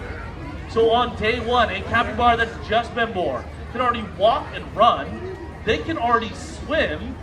Do you know what you guys can do when you're 1 day old? Cry. Nothing. You can cry and hopefully poop. That's about it. These guys, they're running and swimming through the wilds of South America. At only 4 days old, they will start to eat solid foods and continue to nurse on mom for milk. So at 4 days old, they really start to grow. And they will grow and get bigger and bigger. And even Tater Tot here, who already weighs about 80 pounds, is going to keep on growing until she weighs closer to 100 pounds, making capybaras the largest what on this planet? Rodents. Say it again. Rodents. You hear that? You're a rodent. She is though. She's a member of the beaver, porcupine, mouse, and rat family. And like all rodents, she has ever-growing teeth. The forefront teeth in her mouth are constantly growing. So she needs to chew on hard woods or hard foods in order to keep those teeth at a healthy level. Now Tater Tot though, she actually came to our center in a really weird way. See, there was a place out in Arizona that bred animals for other zoos, but their owner unexpectedly passed away, and they had to shut down and find homes for all of their animals. So we got a call asking if we could give some animals a home. And we're taking some amazing creatures, including a capybara that showed up at our center and gave birth 2 days later. Now here's the thing. Tater Tot's mom, she took care of all the other babies, but she rejected little Tater Tot. So yeah, I don't know how you can reject her. Hi, girlie.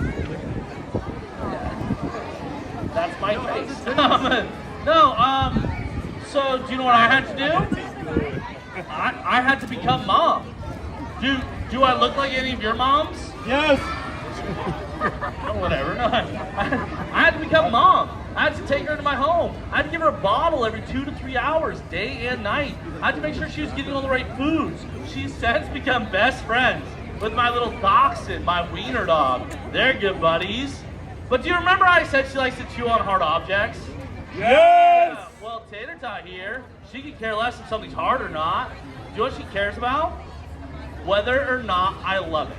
If it's my brand new video game controller, my favorite t-shirt, my coffee table, if I love it, she chews on it and she's rapidly ruining my life. She's actually since moved to a proper enclosure that is no longer inside my home. But even though I've been raised here since she was only 4 days old, did she really belong in my home? Yes! No, I would so much rather see her on the wilds of South America, calling each other capybaras. That is where she truly belongs. And have you guys seen her flick her ears? She does it a lot. Do you know what that is? That's a happy behavior. That's like a dog wagging the tail. When she flicks her ears, she's saying she's one happy cappy. She does a chirping noise. That sounds like a chirp meets a laser beam. That is her excited social call. And if she's nervous or upset, she'll actually let out a bark. It's like a bark meets a grunt. That's how they say, hey, there's danger in our area. You know, even though she looks like a giant coconut, she can run 22 miles an hour. She can leap from the ground up on this table in a single bound. She's amazingly athletic compared to what her body looks like. It's the same thing I say about myself. She's perfectly set up for life in the wilds of South America. But I'll tell you what, let's give Tater Tot a big old round of applause. She did a really good job. Now, I'll tell you what, did you guys enjoy those animals? Yeah! I hope you did. I hope you guys learned something. And I do have a surprise for you at the end of the show. But I don't feel like I'm doing my job unless I say this one thing. And that's if there's anything that you guys care about, whether it's people, plants, animals, or the planet itself, just get out there and do something about it. If everybody plays their part just a little bit, we can make this world an even more amazing place to live. I do want to thank you guys for being a very fun audience. And how would you guys like a chance to meet Tater Tot? Very cool. Well, she was acting like she had to go to the bathroom, so it's going to take a few minutes to let her go potty. But once she's done, basically what we're going to do is right now, if you guys want to form a line around the blue trash cans here, coming up the ramp, you guys can come by and get a chance to meet Tater Tot. It's a very quick pet and a very quick photo. But yes, thank you guys so much for having us and enjoy your day here at SeaWorld San Diego. Nice.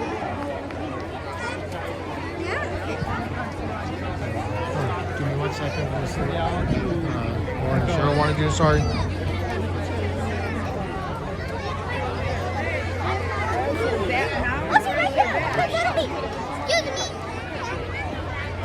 Are you trying to? All right, I'm gonna go to Penguin then, and I'll meet you guys over there, okay? Yeah, you gotta walk past. I will. All right, we'll go to the Penguin exhibit. They'll take pictures of the capybara. I'll take you guys over to the penguins. Sir, how are you? Which way is the fastest way to the penguins?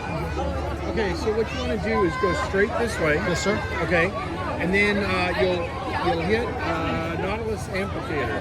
Okay, so what you want to do before you hit that, go to the left and around it. You'll see. Yeah, I know. Go with mommy. I'm gonna go to the penguins. And I'll take you guys there. Thank you so very much. Appreciate it. All right, I'm gonna take you guys, like I said, to the penguins. I just wanted to get directions, so I don't have much time to get there. Hope you guys like that. Capybaras are so cute, so popular these days.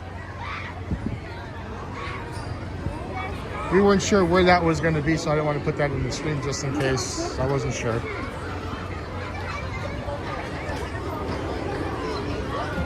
I'm not trying to put things in our description that we're not going to do for you guys. I'm not trying to clickbait you guys. All right, so let's go penguins. See the penguins. See the presentation. I know everybody likes penguins. I do too, a lot. I don't know if you're aware, but SeaWorld used to be, as far as I know, the only place in the world where you could see emperor penguins here in San Diego. And then they took them away when the Florida SeaWorld created their penguin enclosure. So now we just have I believe the king penguins. I don't think they're the same, the king and the emperor. They look similar though. And And if I'm wrong, somebody can correct me, but I'm pretty sure they're different types. I think. They look similar though. All right, so I think I need to go. Let's see here. This way. Penguin Encounter. Yes, it is. Okay, we're going the right way, guys. And thank you for everybody that's watching. We're here at San Diego SeaWorld on MLK Day, Martin Luther King Day. It's the last day of their little special presentations like that. They do it over a 2-weekend span every year. Last weekend was the first weekend. This is the second weekend, and the last day is today. And on Tuesday, which is tomorrow, it's National Penguin Day, by the way. So for those of you that love penguins, tomorrow is your day.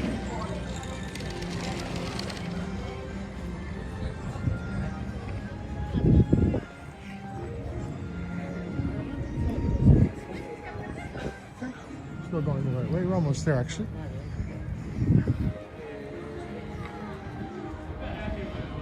There we go.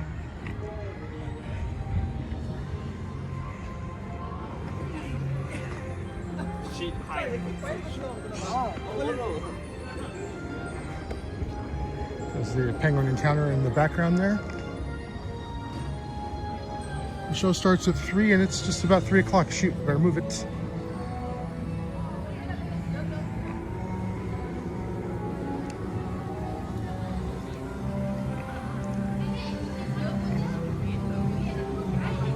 Today's a very chill day compared to yesterday. We like to do different things on the weekend.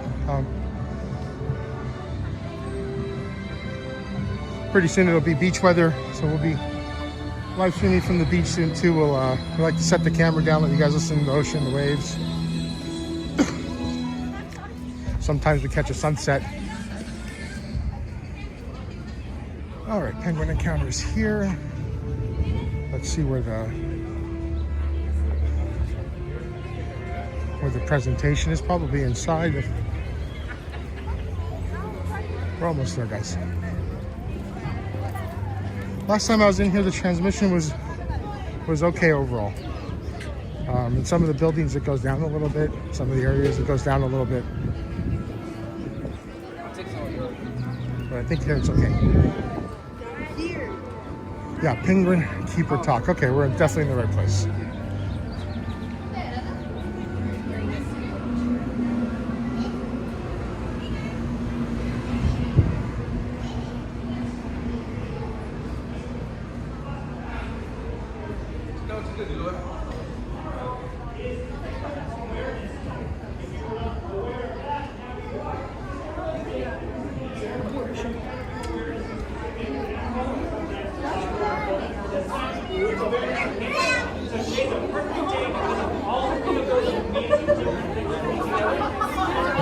This is going to be fun.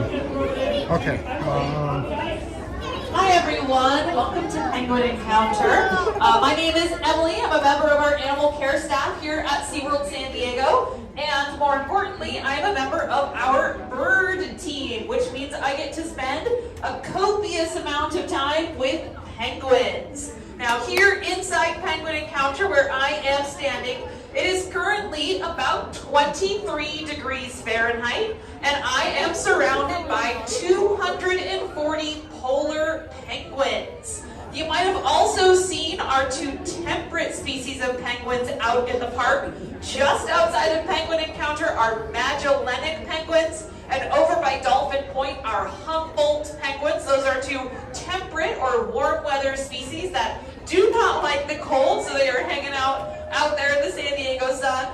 But surrounding me, I have several different species of polar penguins. I have chinstrap penguins, like this lovely little bird here. That nice chin strap marking them as a chinstrap penguin.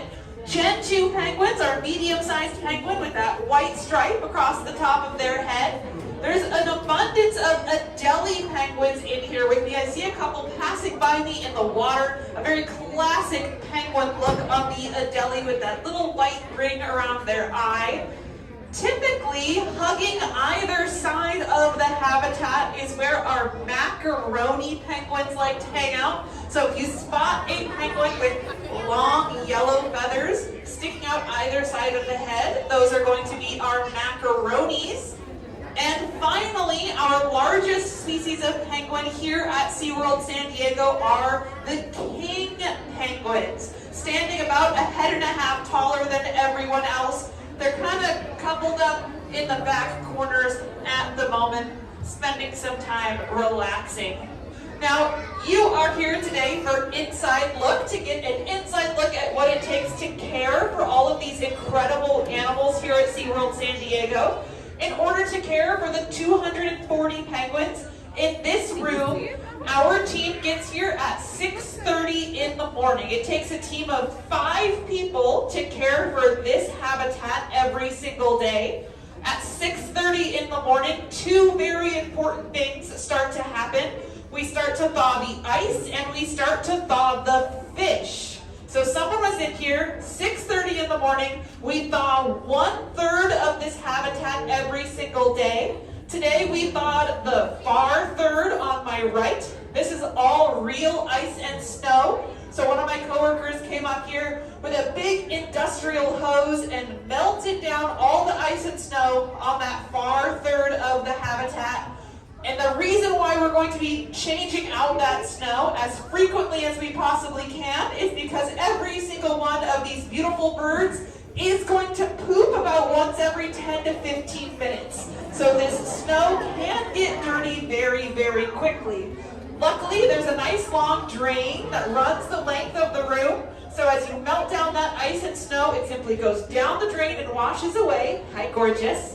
And we have a fantastic snow machine available, ready to drop several hundred feet of snow at any given time. We're going to dust the entire habitat in snow every single morning.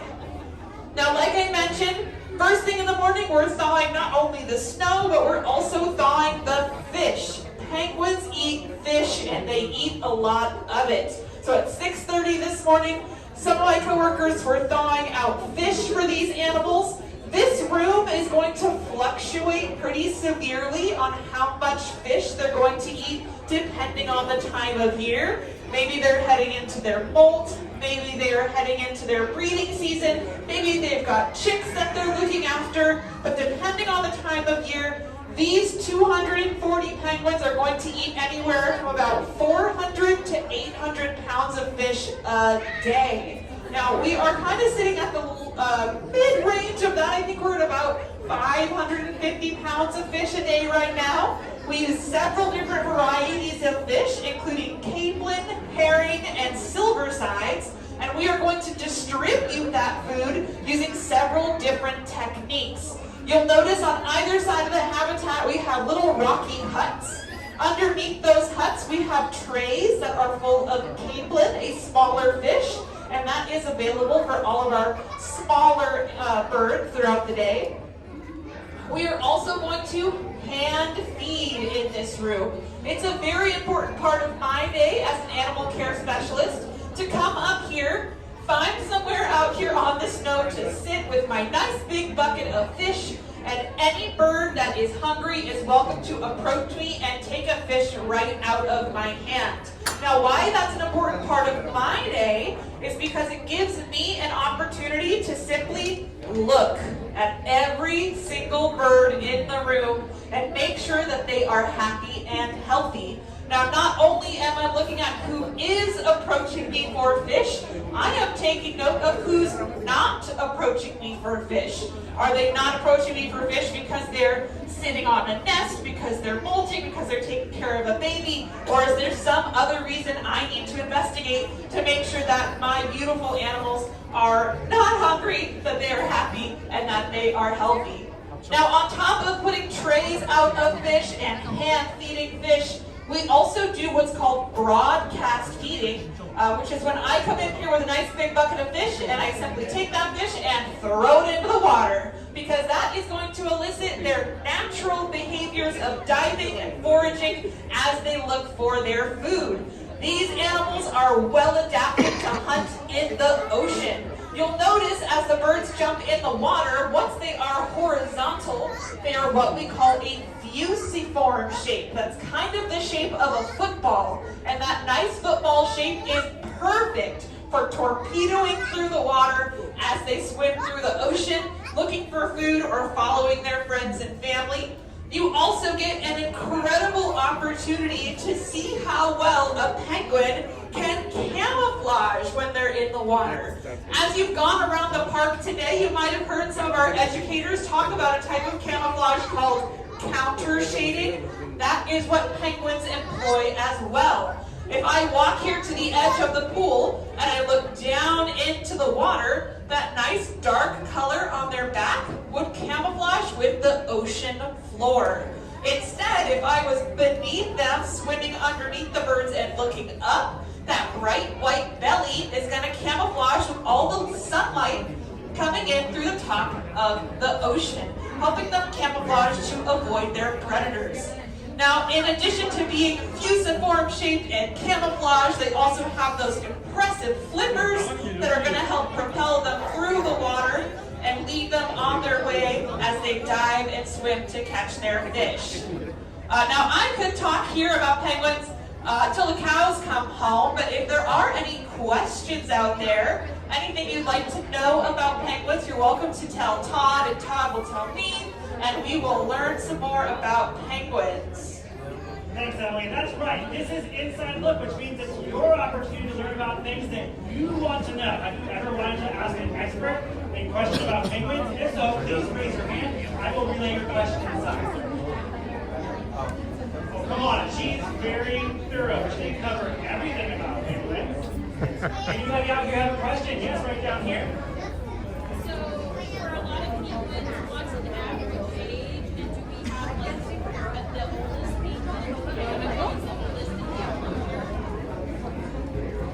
This question is about penguin longevity. Okay. What's the average age or lifespan of a penguin, and then do you know who the oldest penguin in that exhibit is? Absolutely. So it depends on the species. For a lot of our smaller species, I'd say gentoos and smaller. In the wild, those animals are looking at their mid-teens, maybe about 12 to 15 years. The larger penguins are king penguins out in the wild, upper teens to early 20s. That being said, here in managed care, all of these animals will likely exceed that expectation and double their life expectancy. We have had birds here live into their late 30s, even their 40s. We have even had birds here live up to 50 years old. And there is a great reasoning for that. These animals have free food, free health care, and no predators. And no predators is really what goes a long way towards extending an animal's life expectancy. Our oldest bird in this room, I'm looking around for him. He's usually over here. But he is a Gen 2 penguin, so he looks like these guys waddling around with a white stripe across their head. His name is Gen 2 9, and Gen 2 9 is 40 years old. He just had his birthday back in December. Great question. All right, who else has a question? I see one right over here. Yes. The question is, Emily, why are all the big birds huddled in the corner by themselves? That is a great question. So we do have a lot of kings in that back right-hand corner right now, all paired up. And we are at the very tail end of the king penguin's breeding season. And that is typically where they all like to nest. Over in that corner, we have a giant pile of river rock. And that is their preferred substrate to nest upon. So currently, they still are kind of in the mindset that it might be chick season. We didn't have any chicks this year, but they're all heading out next to their partner. I know it looks like they're all clumped together. They're actually partnered up, boyfriend-girlfriend style, and they're just sitting at their nest site. We find that a lot of our birds will choose a nest site and return to it faithfully throughout the year. It makes it really easy if there's ever a specific bird you're trying to find. The first place you're going to look is their historic nest site. So yeah, all those birds back there sitting at their nest with their partner, having a nice day. Emily, that made me think of a question. You said that it's near the end of their breeding season. Now, I know it's January and winter in San Diego. What season is it inside of the exhibit? That is fantastic. It is currently summertime here inside Penguin Encounter. I'm sure you can tell based on my dress. So in Antarctica, where all these animals are found, they are going to experience the opposite of what we're experiencing here in the northern hemisphere. So during our winter, it is their summer, and during our summer, it is their winter. Now, something else really interesting about living in Antarctica is that during those 2 seasons, you are going to experience either 24 hours of daylight or 24 hours of darkness. So right now, in our winter, their summer, they are experiencing 24 hours of sunlight. These lights are on 24/7. Now, if you come back to SeaWorld San Diego in a couple of months during our summer, their winter, it will be dark in this room. There will be red lights on, giving me and my coworkers enough light to work by, but maintaining that dark period so that the animals know what season it is.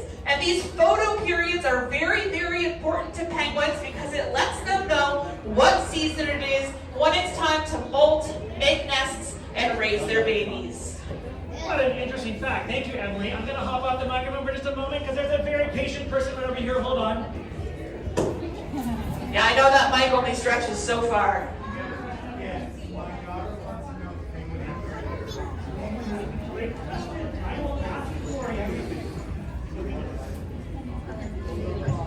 This is a quick question. Hey, Emily, do penguins have teeth? Penguins do not have teeth. Instead, on the inside of their mouth and along their tongue, they have something called papillae, which are these teeny tiny spines, these teeny tiny spikes. They're kind of flexible. Think of feeling the bristles on your toothbrush. That's kind of what they feel like.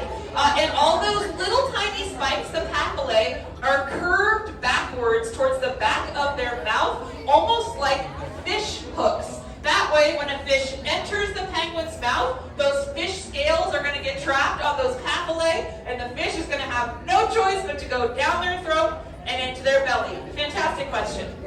Sounds like a one-way road. Okay, this person right here has a question.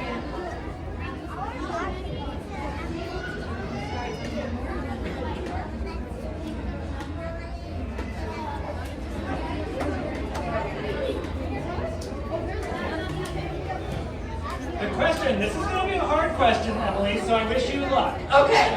It's about how many penguins there are. So I'm going to let you answer how many species of penguins there are.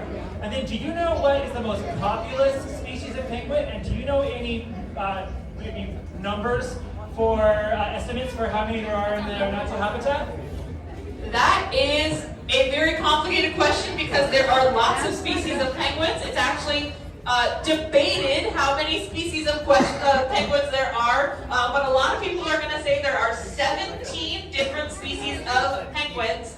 Again, here inside Penguin Encounter, we have our Adelies, Chinstraps, Macaronis, Gentus, and Kings. And then out in the park, we have our Magellanics and Humboldts. So we are representing 7 species of penguins here at SeaWorld San Diego out of the 17 that can be found worldwide. I don't know if I know what the most populous species of penguin on Earth is, but we do have several species of penguins that are endangered, like the little blue fairy penguins that you can find over at Birch Aquarium. That is an endangered species. We have an endangered species, 2 endangered species of penguins here at SeaWorld San Diego. We have our Humboldt penguins. Again, they're over by Dolphin Point. And then in this room, I believe our most endangered species is going to be our macaroni penguins with those yellow crest feathers.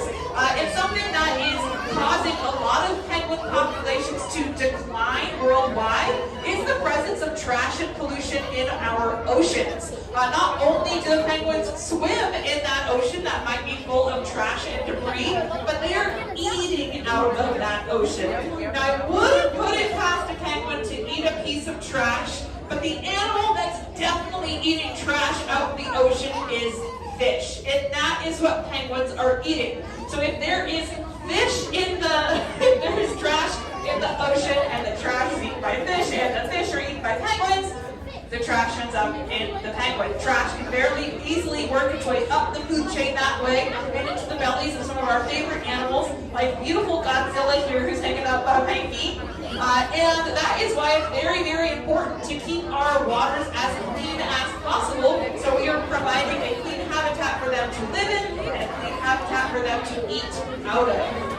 Thank you, Emily. Here's an uncomfortable truth. The fish that we feed in here is the same fish that you buy at the supermarket. If there's trash in this fish, there's trash in your fish too. So we have a vested interest in making sure that the ocean stays clean. We want to make sure our own food is clean. In addition to what Emily said, I will tell you that many years ago when I first started working here at the Orca Encounter, the most popular type of penguin in the world was considered to be the chin strap penguin, which we have in here. That has changed, and scientists have to make estimates because nobody's counting every penguin out in the wild. I want to guess now that it's the gentoo, but I might be wrong. Easy to Google, so you guys can tell me if you guys have your phones on. And Emily said there are 17 species of penguins, but she said it depends on who you talk to. I say there's 18. There were 17 when I started, but they added one. They split the rockhopper penguin between northern rockhoppers and southern rockhoppers and gave them each their own species. But a lot of times there are simply subspecies. Like there's 2 subspecies of gentoo penguins in here. So some people say there's 19 species of penguins. Being a scientist means you have to be flexible. I have a question right over here.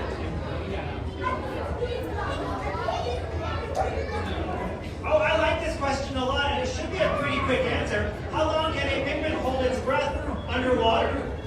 So most of the species in here, we are looking at about 3 to 5 minutes for them holding their breath underwater. The species that can hold their breath the longest is going to be the emperor penguin. Emperor penguins can hold their breath for up to 30 minutes.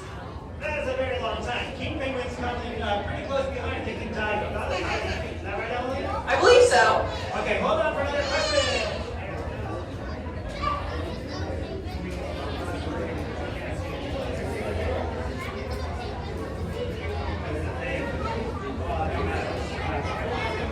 This question is about mate fidelity. So if you have a pair of penguins and one of them loses its mate, what happens to that original penguin? That is a great question. I know in media, they like to show that penguins are monogamous, that they mate for life. I like to say that penguins are monoga-ish, because there are no absolutes in nature. It does happen every once in a while. You might have a pair, and one of those penguins might get predated upon, and then you just have one penguin left. Very, very likely that penguin is going to find a new mate. We see it happen here all the time. They will move on and find a new partner, someone new to nest with. We see something very specific and unique here because, again, our penguins are living so long. Sometimes we see penguins in their geriatric phase of life. If they lose a mate, they will remain single. And typically those are the penguins that really love to hang out with me. I have a curious young lady over here on this side of the exhibit that wants to know if penguins can fly. That is a fantastic question. No, penguins cannot fly, but they do swim much better than most other bird species. I like to say, if you think a penguin can fly, they're just doing it underwater. Look at them flapping and going. I have time for 3 more questions. I've got one here, and one there. So you go ahead. Emily, how did the penguins get in there? And also, how did you get in there? That is a great question. So we have actually had penguins here at SeaWorld San Diego since the 1970s. Back in the 1970s, the National Scientific Institute gave SeaWorld a grant to go and collect some penguins from Antarctica and bring them here to San Diego as an opportunity to research about them. Because back in the 70s, they didn't have a great setup for staying in Antarctica to learn more about penguins. And those researchers found an opportunity to study penguins here in bright, sunny San Diego. So this is what remains of that colony. Of course, these birds do every couple of years have chicks, and this colony does continue to thrive. So a lot of these birds have been in here their entire lives. I got in here through that big door over there, which goes downstairs to my office area and then outside into the sunshine. I've almost been here my entire life. Okay, right over here.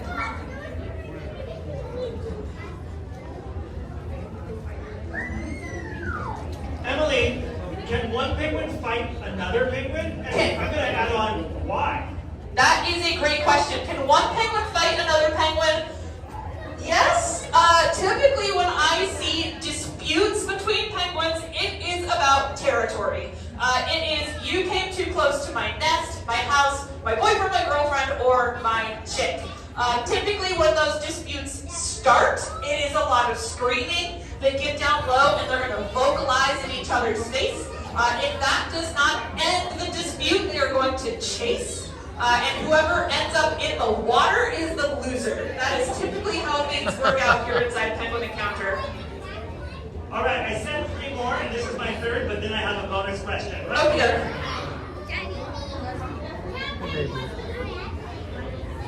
You pet the capybara? It's so cute. The question is, how do penguins survive in the cold? That is a great question. These animals are so well adapted to survive in the cold. And one of the things that is going to help them stay so warm is their feathers. So all these beautiful penguins are covered in feathers. We like to say about 1 square inch of penguin skin. You're going to see anywhere from about 70 to 100 individual feathers. What penguins are doing in order to stay warm is they are collecting warm air underneath their feathers. If you look at one individual penguin feather, it's just the very, very tip that is actually pigmented as black. The rest of it is this big, fluffy piece of feather helping them trap that warm air and stay nice and warm. It's almost like they're wearing a big bubble, a big puffer jacket at all times. It's also why, if you're looking down at the penguins in the pool, they are leaving a little trail of bubbles behind and some of that warm air escaping from underneath their feathers. And that is one of the top ways a penguin is going to stay warm. All right, I only have 1 more question, and as you noticed... It's all about 6:30, 6:40, Jacob. Emily's been there for about 25 minutes. My question is, how is Emily staying warm, but I'm wearing a jacket out here and she's only wearing a fleece? Okay, my last question right here. Wow, okay, how deep can a penguin swim? How deep can a penguin swim? I actually don't know if I know how deep these specific species can swim. Do you know, Todd? So in our exhibit, they swim about 8 feet deep because that's how deep my pool is. But out of the natural habitat, king penguins can dive over 1,000 feet. Now this is only known because they've actually put little backpacks on the birds and they register the pressure and how deep they go and how fast they go. You want to know how they learn to wear backpacks? We took care of it right here. So earlier Emily was talking about how these animals were established for science originally, and we continue to support science. And one way that we do that is that our animals are much more accessible than animals out in, say, Antarctica or in the ocean. Before you put a backpack on a wild penguin, you want to make sure it's not going to hurt them, and they're going to be able to survive and swim and catch fish. So they actually practice here. If you guys have ever seen video of penguins diving under the Antarctic ice shelf, video of emperor penguins, those cameras were first used here in our exhibit. And here to make sure that they would be able to handle them and then to tweak them to make sure that they were better. So some of that data that comes from their natural habitat actually supported by what we learned here. Their gentleman penguins only dive about 100 or 200 feet when they're looking for fish because most of the fish is on the surface, and the kind of fish they're looking for, which is small, schooling, shoalfish, are found near the surface of the water because that's where their food plankton is. However, the king penguins dive much more deeply because they also need squid. Squid are found in deep scattering there, which could be several hundred up to 1,000 feet under the water. You'll see that king penguins are better adapted for that because they have a long, thin bill, kind of like calipers, which allows them to catch those kind of more delicate food items out of the deeper areas. So it is hypothesized that king penguins would dive a little bit deeper, and under those experimental conditions, they have seen a king penguin dive as deep as about 1,000 feet. But that's probably not the norm, just like I'm not always running. Most of the time I'm walking. So that's a really fun question and a great way to end our experts information from Emily inside. I want to thank you guys very much for coming to SeaWorld San Diego today. I hope that you enjoyed Inside Look and had an ability to learn a little bit more about what happens behind the scenes in all of our exhibits through our rescue program. And right here in our Orca Encounter. And I do want to thank Emily very much because normally this is about a 15-minute presentation, but I kept her out here longer and she's probably very, very cold. But it's because all of you guys had such amazing questions and such a capacity for wanting to learn. So thank you guys very much, and we hope that you have a wonderful rest of your day right here at SeaWorld San Diego. Bye-bye, everybody. Bye, thank you.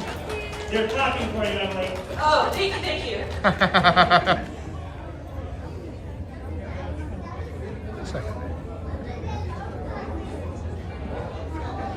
Scuba, we're going back up and find the white battery.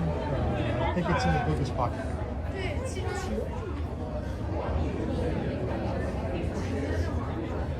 It's in one of the plastic bags. Well, there's 2 pockets, sweetheart. I need a white battery.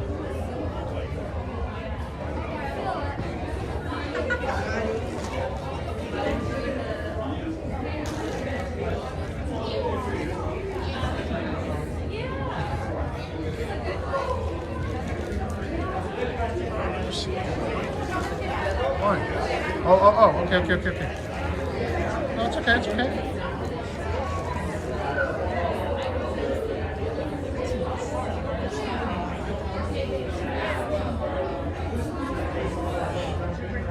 Yeah, baby.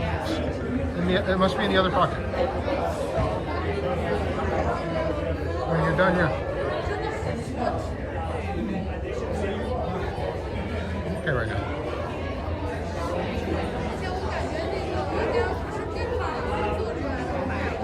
Yeah? She's gonna go. Oh my god, poor legs. Alright, that was the penguin presentation. I thought that was pretty cool. During the season, for some reason, the glass is very, it's just like this. It's really hard to see inside. Agree with the capybara. Yeah, she said that the capybara even like sniffed her.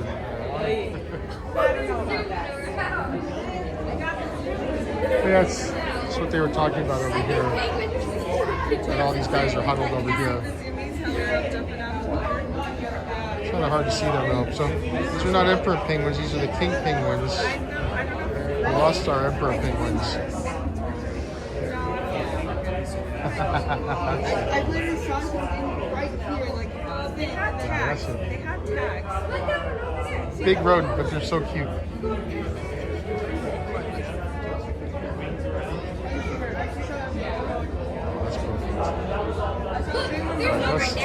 Let's rock and roll. We've been in here for like 30 minutes, I think.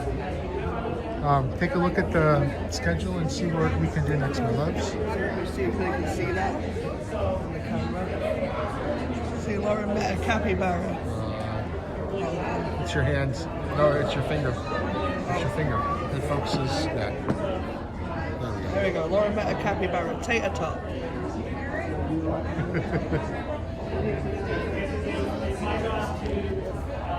Hi, Jacob. It's about 6:30, 6:45, maybe 7 at the latest. We're going to see the Orca show at 6 o'clock.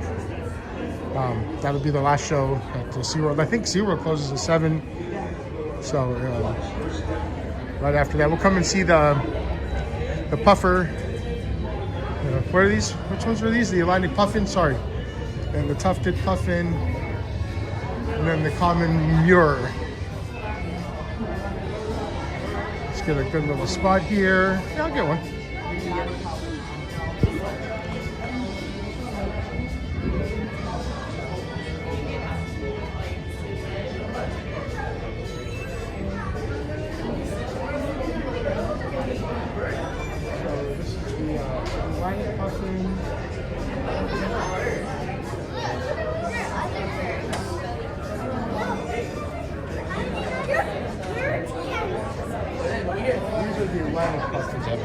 I can't tell the difference between the Atlantic or the tufted. So, these ones actually fly. Oh, there we go. Let's see if I can get a clear shot of that or not. No, not really. Back up a little.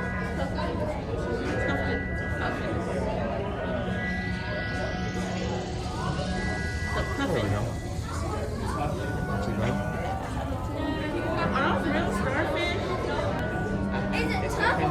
I believe so. Is it tough? But I'm not 100% certain. But I believe so. It does smell like salt water, you know, so probably. They smell worse than no other. Atlantic? Okay, y'all watch Happy Feet. Look, it's a Atlantic muffin. I know, Atlantic. Okay, so the ones with the orange beak and like the little things, they're the ones that help Happy Feet find love life. Those are tough. Yeah, Atlantic muffin. Come on. Those are common. So these are the common ears. It may remind you of penguins, but they are not penguins.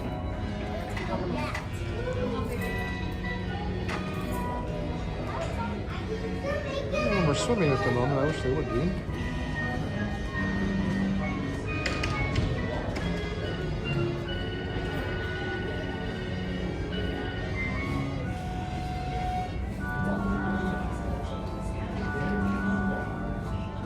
Sorry, keep messing with the zoom. There we go.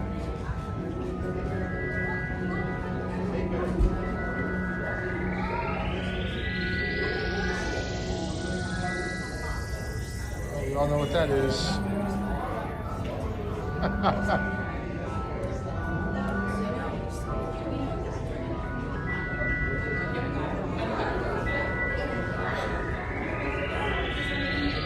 So cute.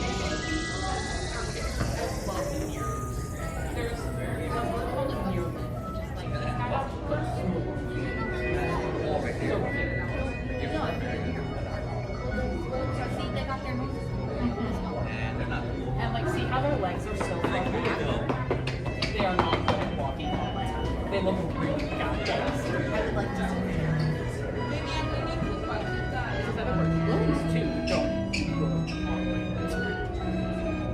I think they might be somewhat related.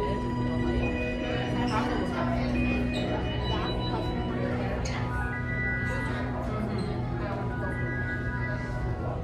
Dolphins make really good noise.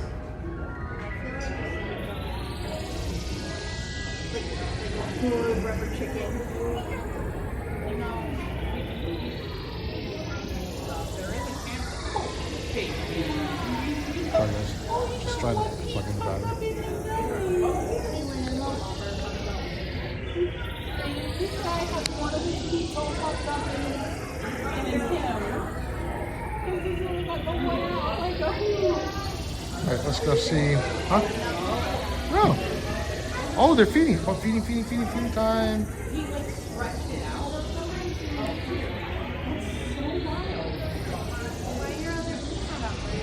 I bet.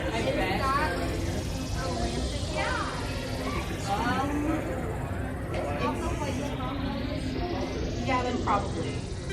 Oh yeah, you can see the outline of the, how he has the shape. So that one's a puffin. But it's more. Because it's not breeding season. Yeah. Oh, yeah. I like that. I think it's They may be starting to. It's one leg. Or They may be starting to. That's why he's only will turn. They also don't like them when they do. I think he's on that one leg. He's not able to turn.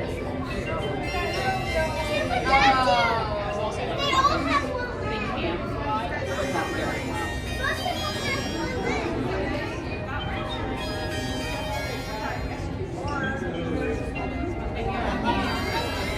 If they go to Canada, then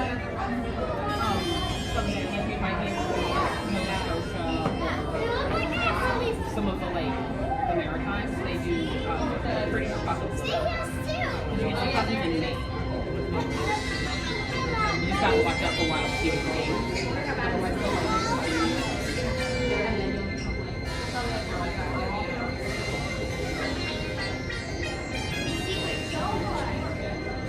Lots of them have.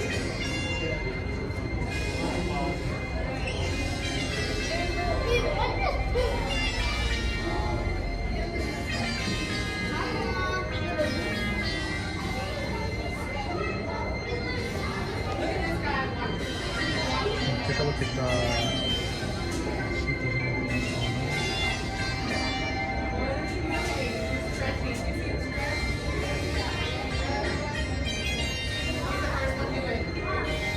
So again, that's the common mere, the tufted puffin, and the Atlantic puffin. It's really hard to tell the difference between the Atlantic and the tufted. I'll show you guys on this thing here. Oh, come on, don't do that to me now. All right, hold on. Oh, I hate when it does that. Okay, I'll show you close up. So that's the tufted puffin. And then on this side is the Atlantic puffin. I guess it's got a little bit more white in the head than the other one. But other than that, it's really hard to tell the difference between the two.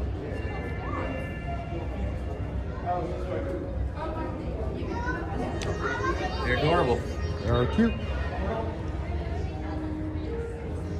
So yeah, that's the exhibit. And now we go through the penguin store, of course. Thank you, Disney, for all this happenings. So they have the different type of penguins here.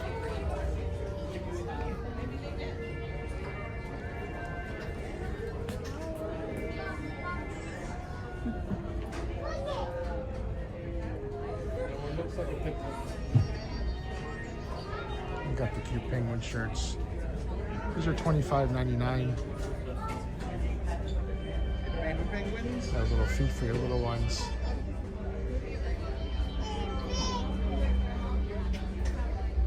These are, I'm not sure how much those are. Wow. What? We missed it. Okay. It was 20 minutes ago. Okay. And the next one is the dolphin trainers again at 4:15. Wow. Okay. Rescue pals again at 4:30. And then Orca Encounter. Look at these.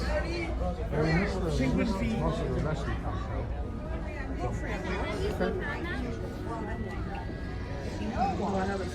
We need to get her stamps. Yeah, we gotta get her stamp.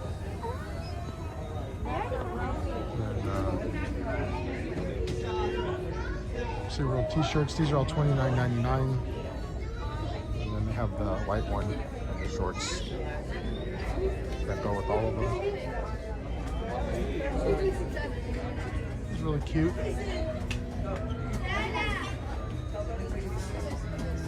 Yeah, baby. We need to go to the Jewel of the Sea and see where I train her top. Sure. Okay, let's go Jules then.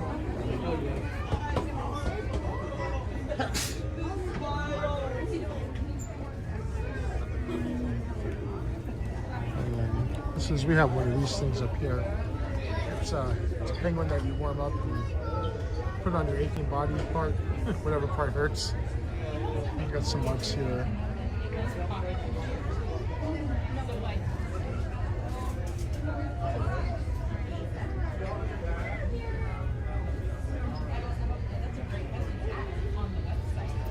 So let's see here. The cup is $25 for the cup, although it's pretty large. It's way above average size. And this thing is probably the same. $24.99 as well. Okay. A lot of cute merchandise in here. Let's see. If you like penguins, this is the place to come. This one's $42.99, but it's long sleeve. It's more like a sweater. There's some frames. Really big bottle. Very cool design. Again, all penguin themed here. And we have some little.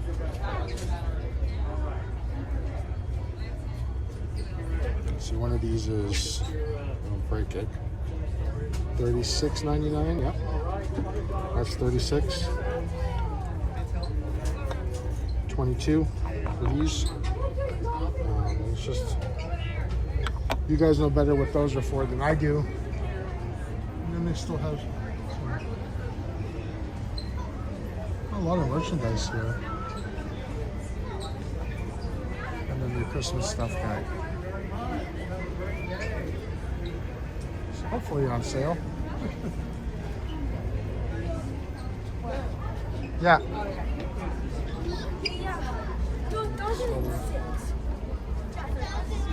The stuff's on sale. No, still $65 for the sweaters and stuff. Alright, let's get out of here. I think we got our stand.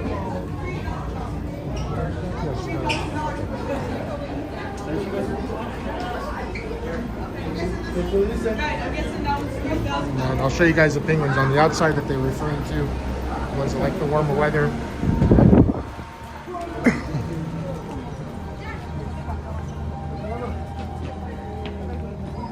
That's your season gift shop right now. It's I think it's pretty much all Christmas. I don't think it has any Halloween stuff left. Let's come back here to the penguins. Where are they? Are they here?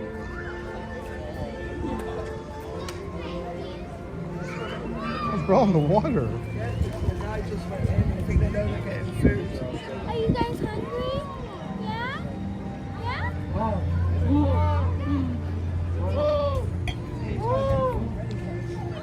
They're all saying yes. I think they're all saying yes. You all hungry? Are they eating or they know they're gonna get fed?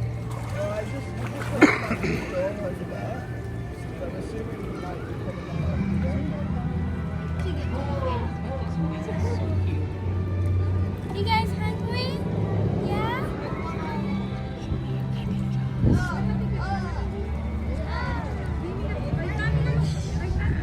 So it's kind of stealing the.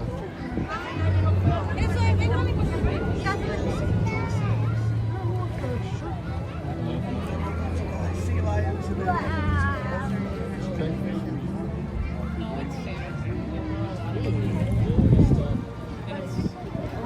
We'll try to sneak in the jellyfish experience soon. Signal breaks up in there just a little bit, but overall it's really beautiful in there. These are the, I forgot what penguins these are. Magellanic. Woo!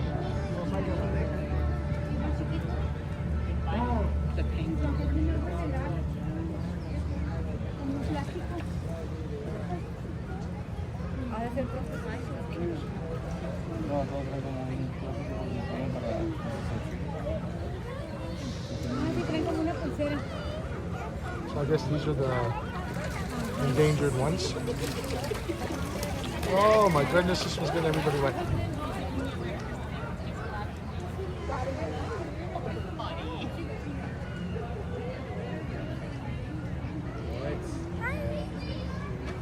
This side's tough because the sun. This side's okay.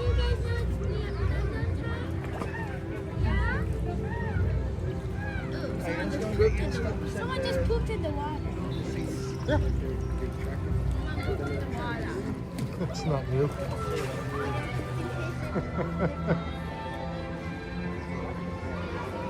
Oh, can we walk through the wild Arctic real quick? Since we're right here? No. Or do we not have time? If we don't have time, it's okay. Okay, then we gotta go.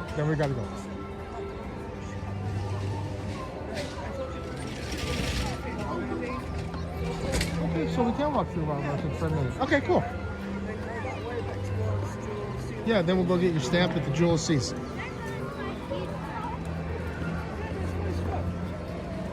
Yeah, this is my favorite area, the wild Arctic area, where they have the otters.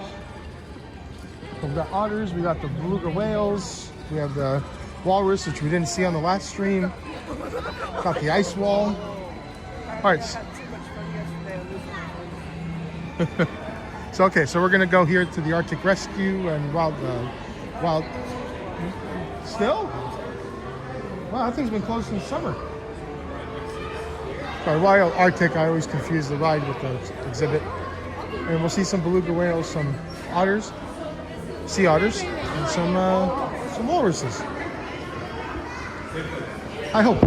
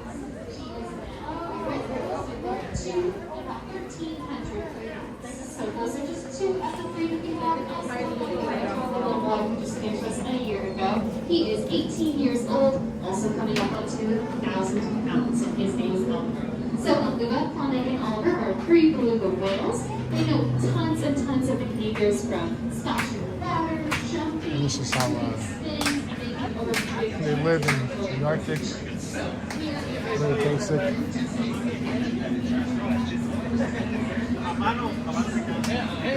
Obviously lots of canned food. Everywhere you have to make storage because there's no space.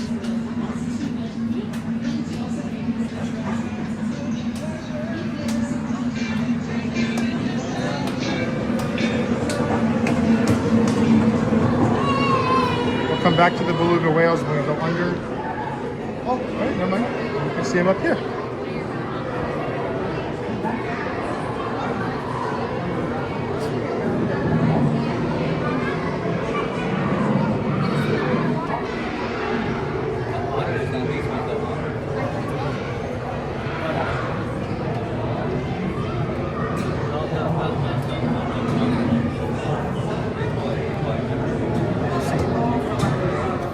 Maybe the transmission here is not so great. I know here's a little bit of an issue sometimes. Sometimes it comes back though. So these are beluga whales, live in the Arctic. They're very, very friendly whales here. And they're really, really, really, really, really cute. Can't see much from up here. Let's keep going. Come back to it.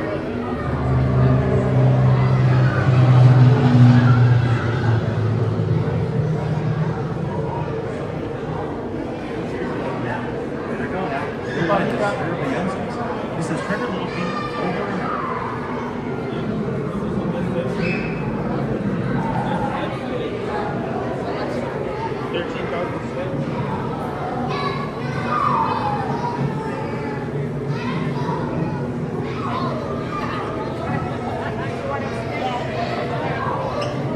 These would be the sea otters. I can get up there.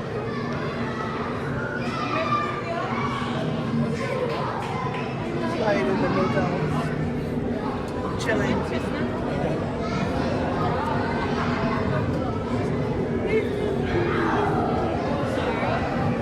Beautiful ones over there.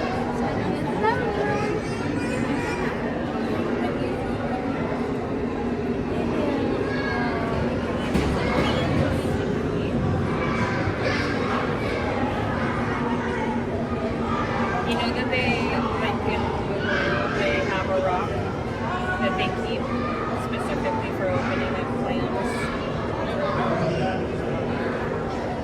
Like an emotional support rock. They're also like they mate for life, so when they pick a partner, they like float with them.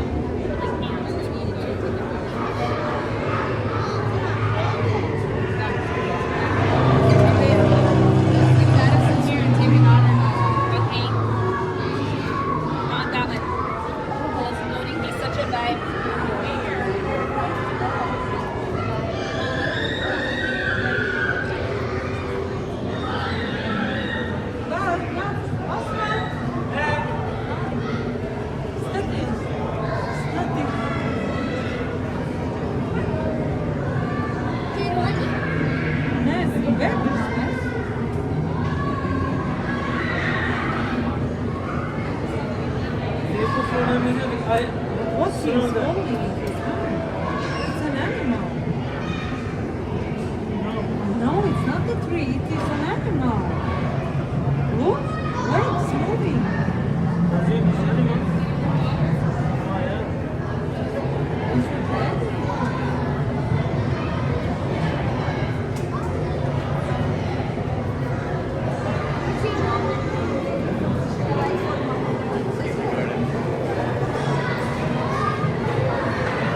And then you can see them from under the water as well. We'll go down there in a minute. We're gonna go over, head over to the ice wall and the otter, the walruses.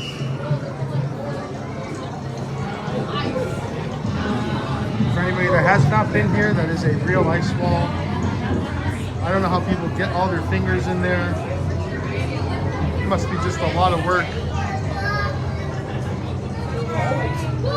Oh yeah, it's nice. People don't believe until they touch it. So yeah, definitely.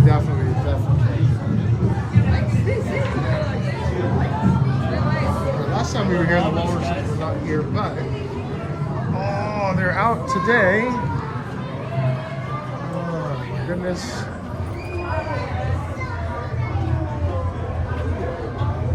Oh, wow. Oh, there's the walrus. Look at the size of those tusks.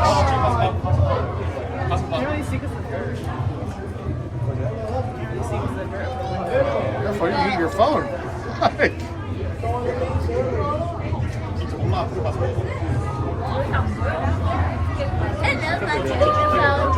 Those are some big teeth. 보여.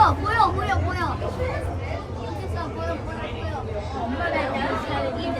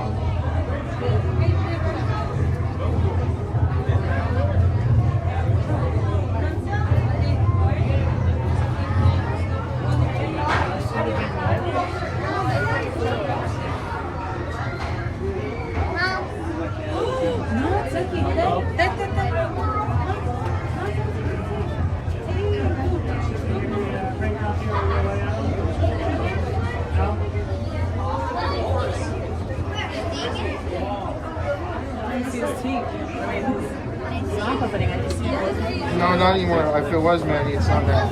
It's only cold in the Arctic, the Penguin Encounter. We're not here, because the animals are outside.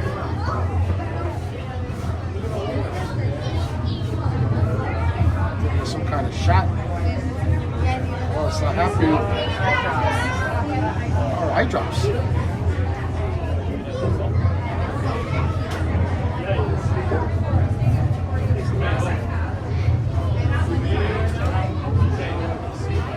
Some kind of training's going on, or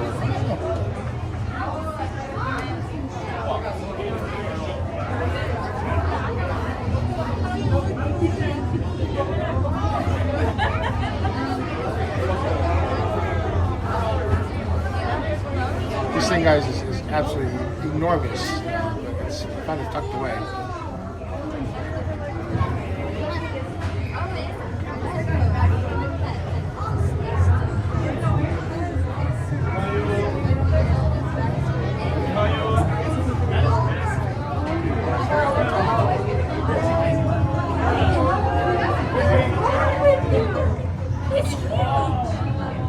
So cool.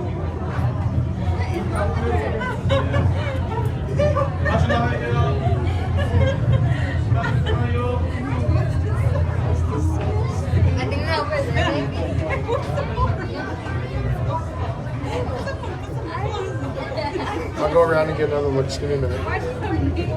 There's a lot of people here.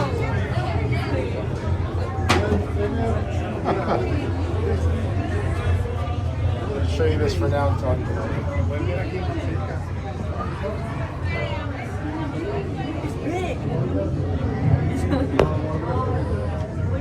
It's a giant walrus.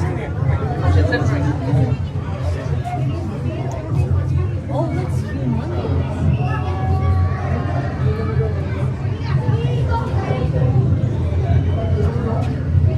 focus.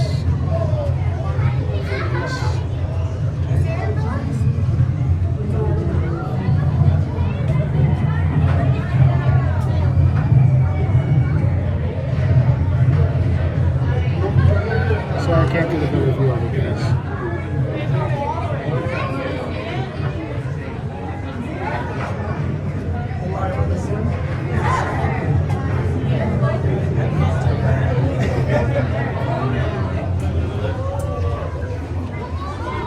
One second, I'm trying.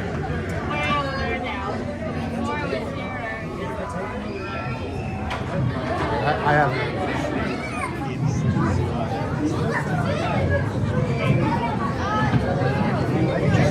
I have an idea.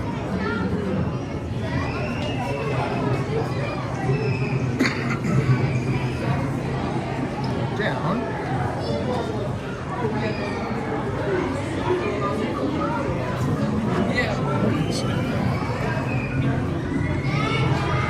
Yeah. I just want to see the walrus. Okay. Okay, let's go. Yeah, we kind of saw it. Really good view of it, but it's okay.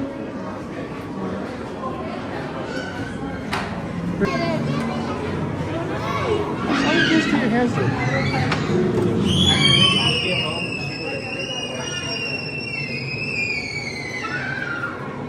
Where'd it go? Where did you go?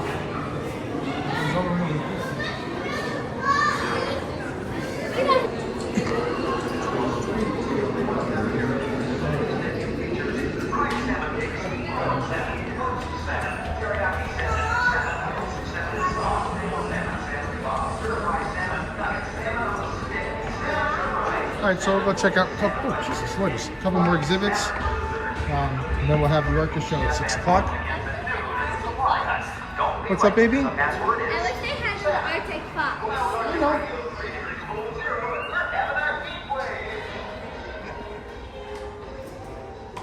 Make it the day you get your first kiss, yeah. Of course, here they're going to have... Every exhibit has a shark, pretty much. Yeah, I've already said thank you, Disney, for that.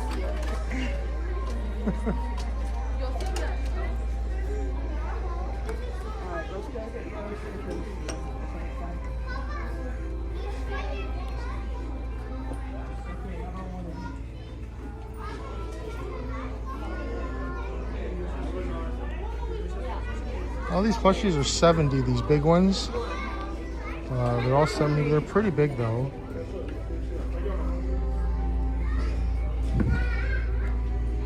Special edition pens.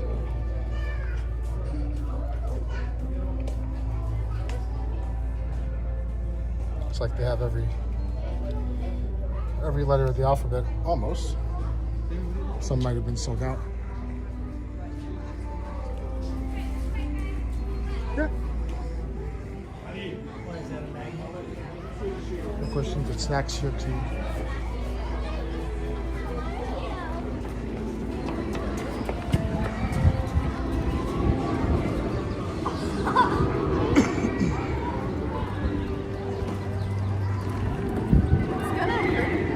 So, the jewel of the jellyfish, yeah?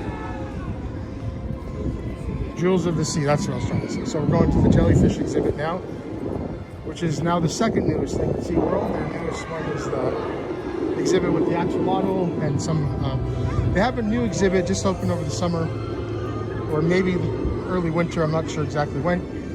And it's got some very, very rare endangered species in there. Axolotl, I believe some type of shark. Is it a reef shark or something? That's something, huh? Maybe a cat. We'll look, but it's got a shark in there and a few other very, very endangered species. Yeah, it's not a big exhibit either.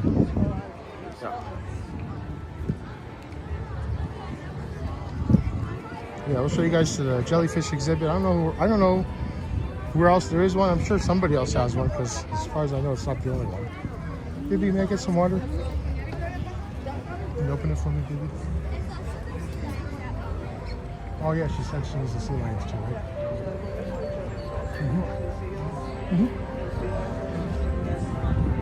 We'll go see the axles and then we'll go to the Orca show, yeah? So that should fill out the rest of the last couple hours.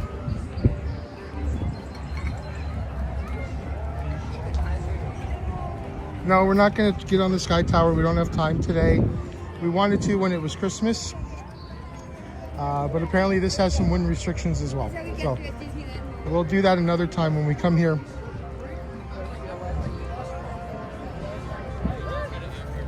Maybe when it's like, you know, it's open a little bit later and looks good at night. Oh, they want a big penguin.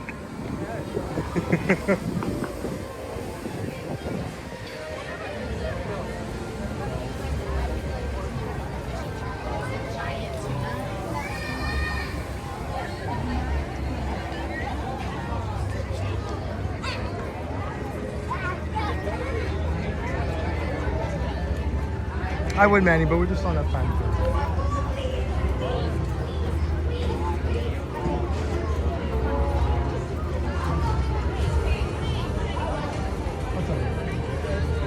Oh. Here's the entrance to Electric Eel. And this one's called Electric Eel. Just a back and forth coaster. That loops in the middle. It's pretty scary, according to cast members that I talked to. They said that that middle part's pretty hairy.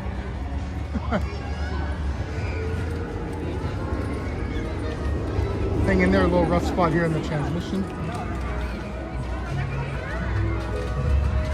It should be okay. If you guys have any questions or anything, please don't hesitate to ask.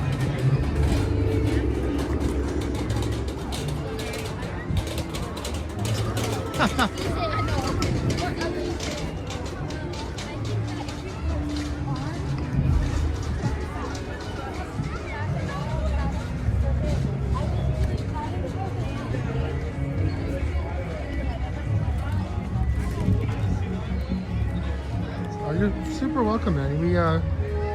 We try to come here once a month or every 6 weeks. We have a pass or two. We have passes everywhere, and we try to come here. Even though it's not as popular as Disney and stuff, it's always nice to just give a little bit different, different view of something else when you're not in the mood to watch the same stuff. I don't know if you guys know, but jellyfish are older than dinosaurs.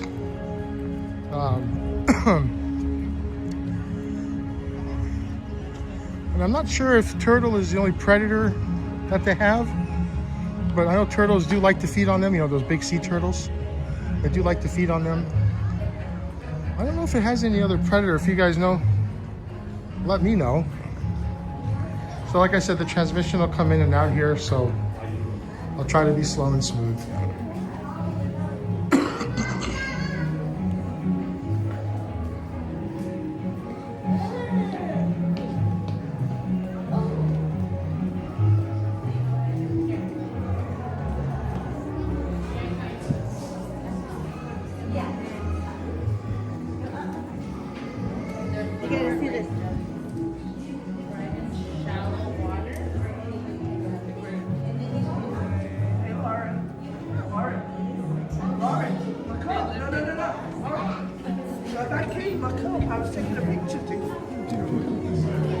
In the middle. You're not in the middle. You'll go all the way in. Go back. Where you were. Oh, Disney by far. Not even close. 1 second, stay there.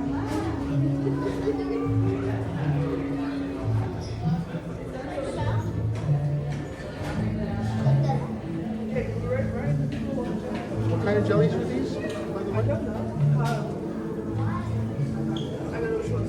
Okay.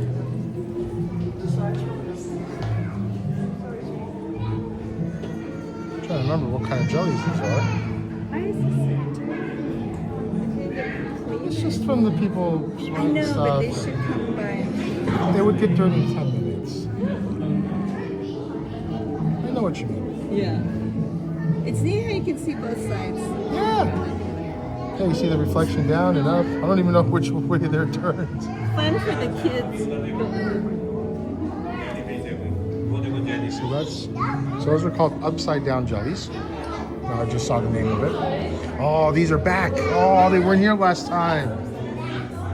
Oh, sweet.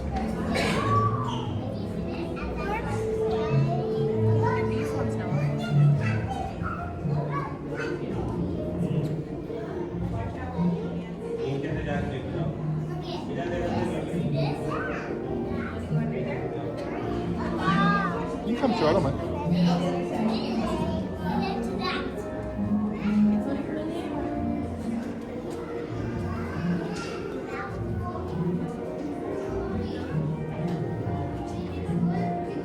Hopefully you guys can see some of that.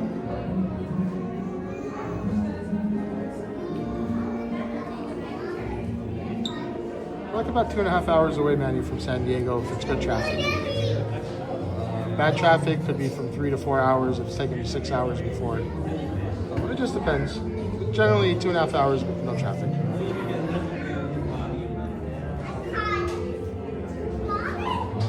We have lots of types of jellyfish in here. As soon as the guys next to me move, I'll go to the next ones.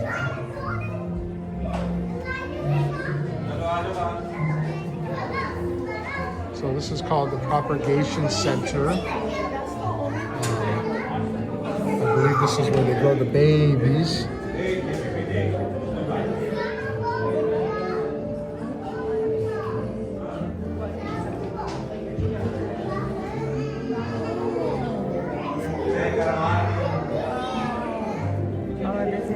Okay, yeah. So anything that's bigger than them wants to eat them. Okay.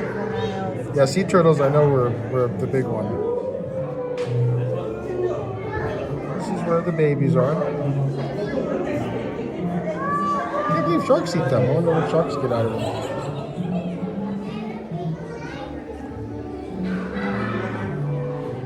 This one's pretty cool too. The water is on the inside even though it looks like it's on the outside.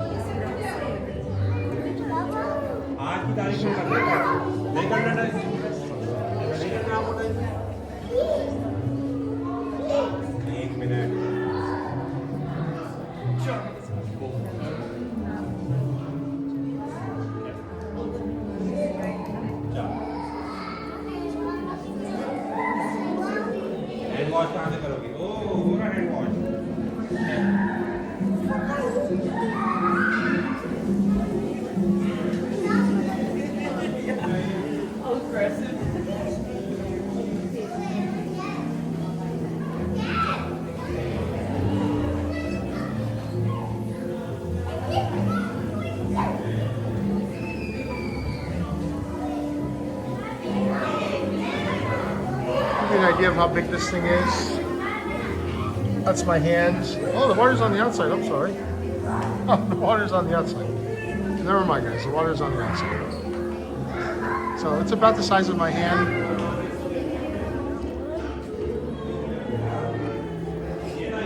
Okay, let's go see the other part of the exhibit.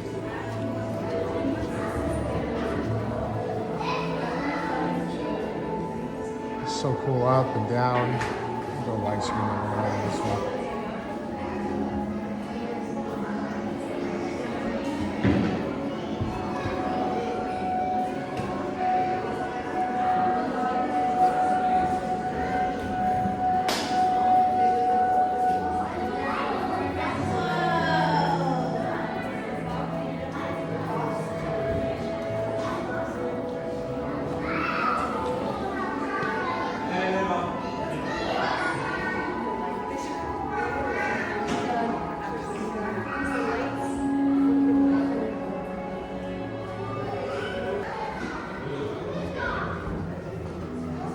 Nice little bottle.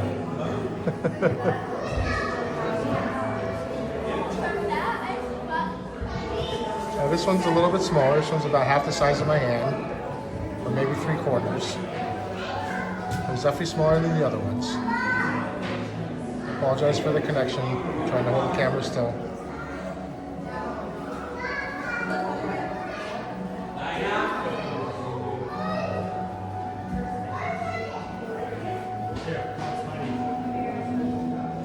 The only problem with this exhibit, it's beautiful, but it's inside, and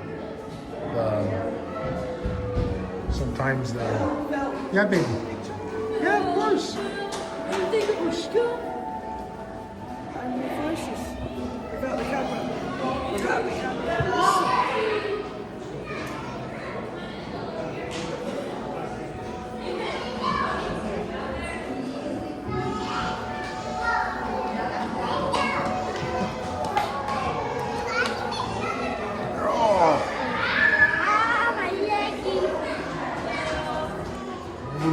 You're sitting in front of 4 jellyfish. Come on. I am? Yes, sweetheart. Oh, I did not know that.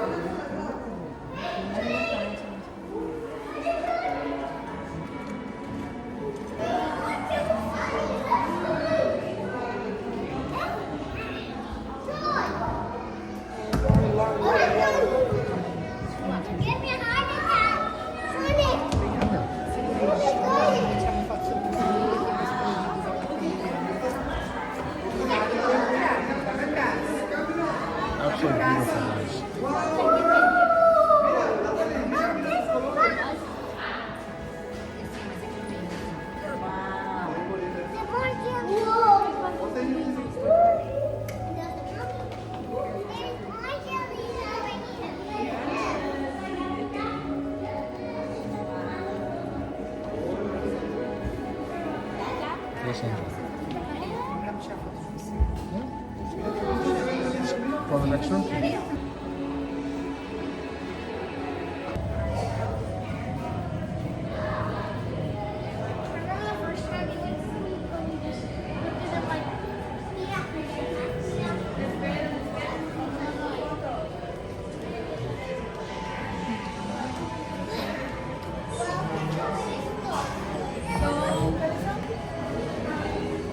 Oh, sorry. I'm sorry. I'm so sorry.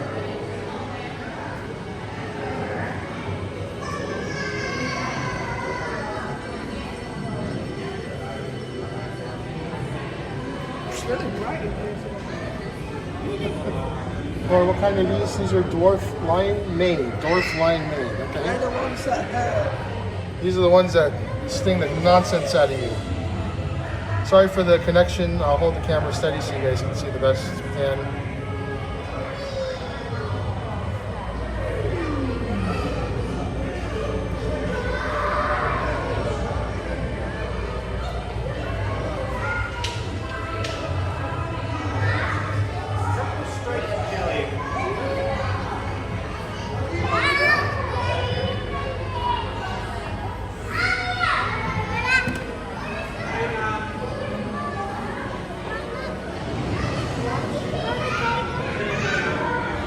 These are purple striped jellies. Purple striped jellyfish. You can't run up.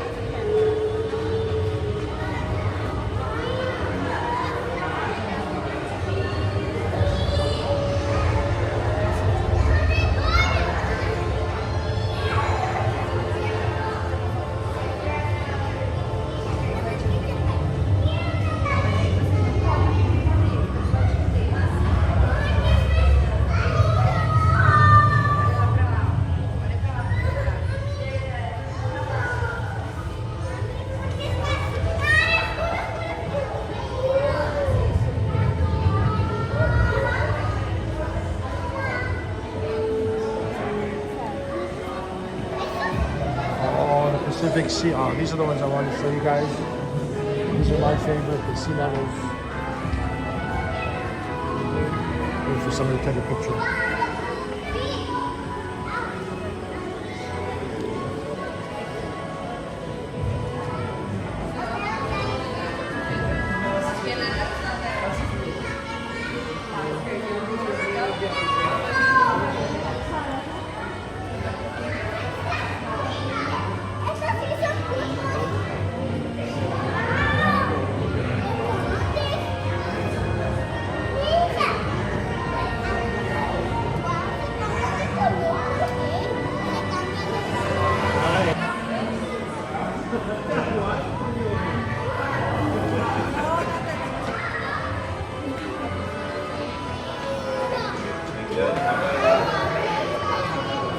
Absolutely stunning, guys. Sorry, there's a lot of kids taking pictures. I don't want to get them in the camera. Okay. You can see the exhibit has beautiful screens.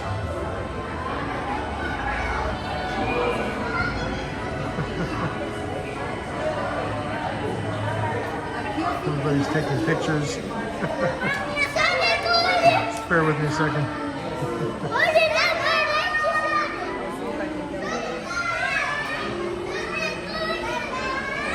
So these are the South American sea nettles. I think they're a little bit smaller. That's what it looks like to me.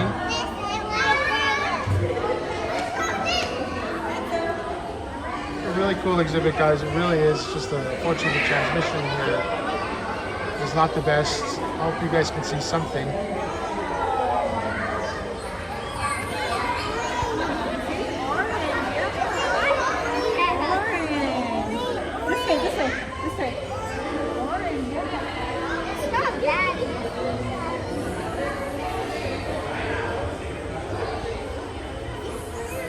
Absolutely, so stunning, guys. These are moon jellyfish.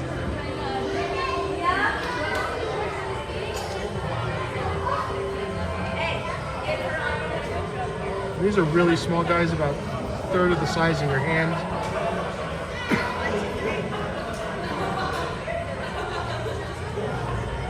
Trying to get as clear as I can for you guys.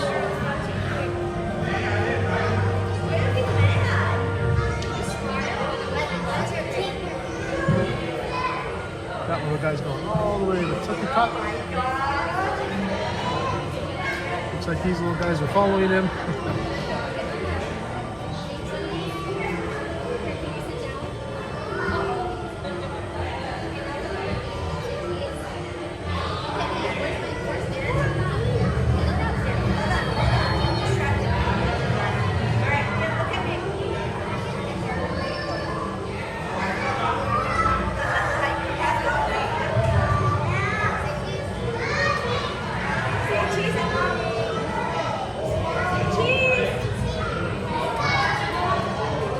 So cool how the exhibit changes colors. Guys, if you ever come here, this is a must-do. Transmission-wise, not very good. Otherwise, absolutely beautiful. All right, let's try another one. In the summertime, it's a zoo in here, of course. I don't know where I can take you guys.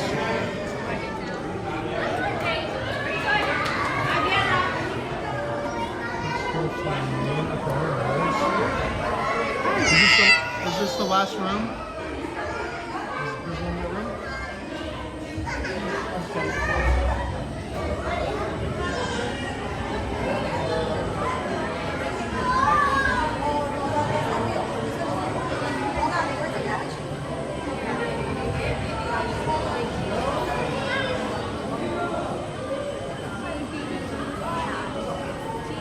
And that's some of the jellyfish that are in here. We can go when you're ready, Angel.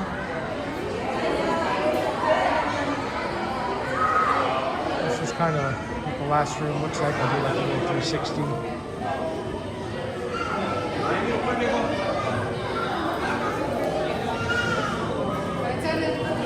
You can see each side has about 3 to 5 portals.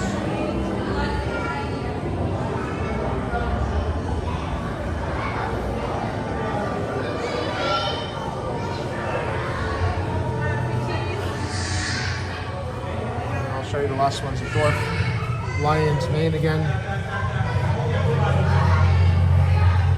So cool when they change the colors.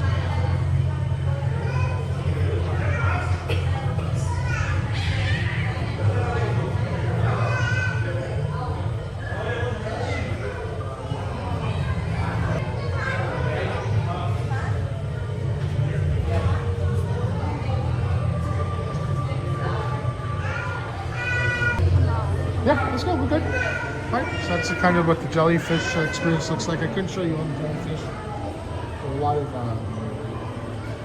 a lot of kids around. Some of those ones they didn't want to, get them on the camera necessarily. Okay. What time is it now? It's 4:30. Another hour and a half, and we will be at the Orca show. We'll stop by and see a couple more exhibits before that. Get a couple more stamps. This is where we have to get one of the stamps, right, Angel? Yeah. Okay. 3 SeaWorld hugs for your kid. It's like 100 beach towel apparently. Some keychains. These little mini puzzles. They are really tough. We have a few of these. I think we've only finished one. But they're fun to do. And then the SeaWorld mugs, of course, they have to have their mugs too. So, I don't think it's much, well, it is a little different on the other side. That's what it looks like front and back. And same with the shot glasses. T-shirts here are 30. That one's 30, that red one. Down so she can look for jellyfish. This looks more like a spring sweater. Oh, hey, there's a little version of your guy. That one's 75 with the anglerfish on it. And then this t-shirt, back up a little bit. See, it's got tentacles everywhere. That's what I was trying to get. Here, let her move. On the back, it's plain. And the price is $44.99. $44.99 for that octopus or something.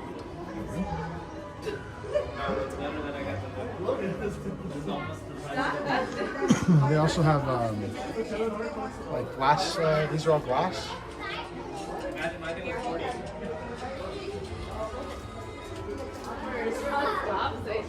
Sorry. Okay to go.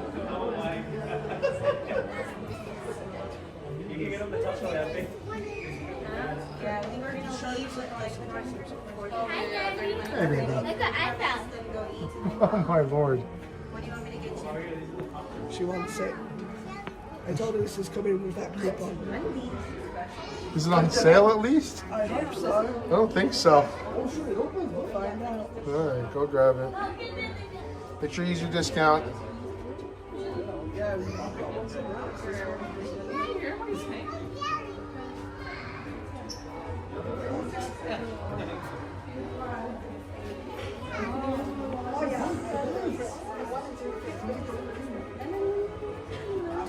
And then on the last one.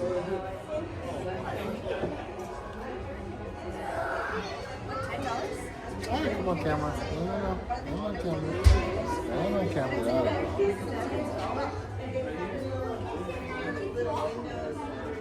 And I'll look at the price in a second.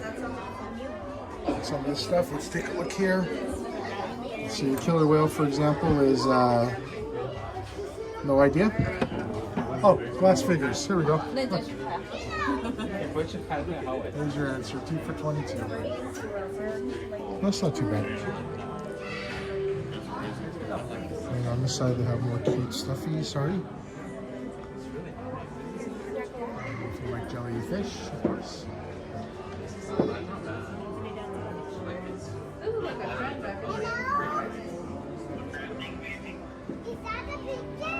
There's the cute axolotl and some seahorses.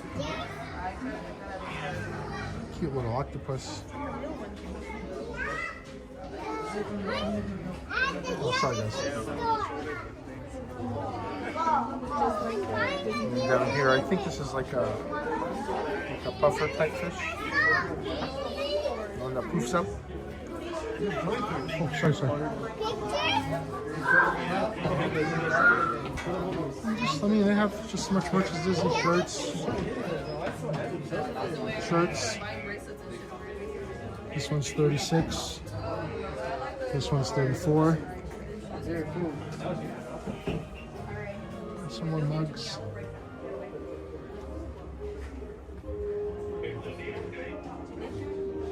Of course, the matching shot glass. And if you're, let's see, these are shot glass is 14. The mug is 24. And then here's some really nice tumblers. Say Jewel of the Seas on them. And so these are 54 for the, oh, that's not a very good picture, Phil. That's $54.99 for the tumblers. You can see they have the jellyfish design here. A lot of, whatever a mood lamp speaker is. One of these here.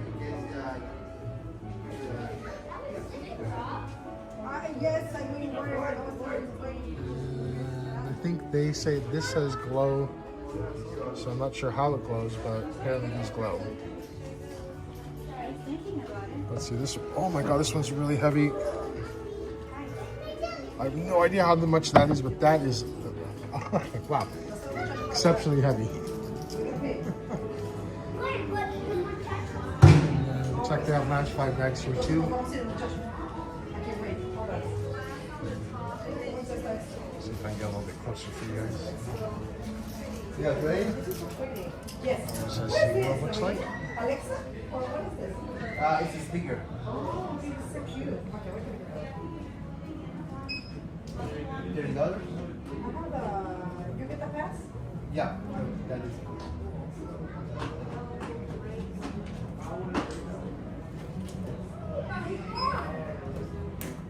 $35? That's behind the counter there.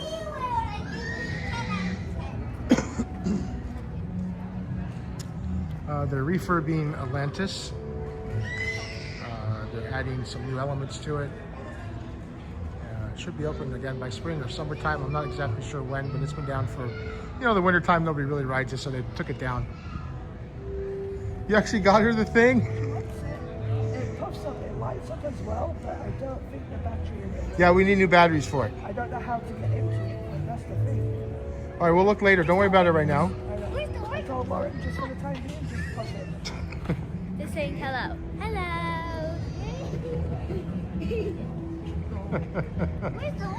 Oh, what's up, Angel? What?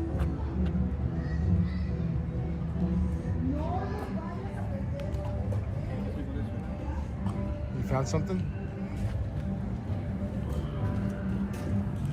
Oh, God. Or you can put that on the other seat when she's tired of wearing it.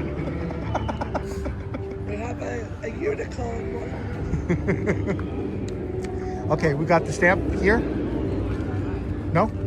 Oh, there's no stamp. Oh, the guy said at the Shark Encounter that we can go back there and get the last stamp if we want to. This is my new favorite app when we go to Las Vegas with Jackson during the winter. Oh my God. It also acts like a scarf. See? There was 30% off plus our discount. Really? Okay. Oh, and you gave the $10 coupon too? No. Oh. Give it a discount or a coupon. Oh. I'm like, I'll do the discount. Oh, discount coupon. Okay. So I think the discount would have been more. Okay. Well, he told me the discount was like $20 for that and the drink. Oh, that's fine. I don't know if the guy's out here with the. Don't call it. Listen to it.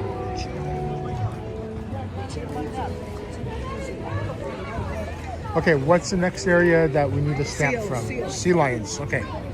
So we're gonna go sea lion exhibit. Oh no, we didn't get the stamp. We'll get the stamp at the shark exhibit because we can't find anybody. Yeah, we'll get the shark exhibit. The guy said we could just come back and get the last stamp. I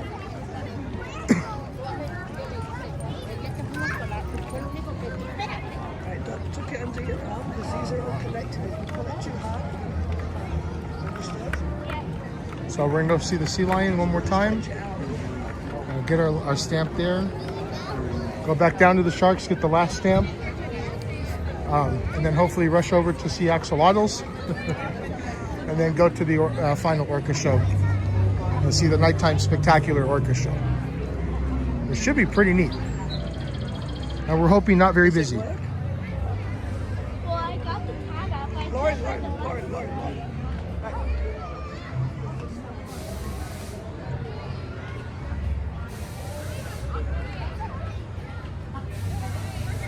This is really cool at nighttime, especially, and they usually have music playing through here, especially during the holidays. It's a really cool little tunnel to walk through. I think they used to not leave the lights up on it until about, I think 3 years ago, they finally just gave in and left the lights on. Just gives a little extra element to when you walk through. It's pretty cool.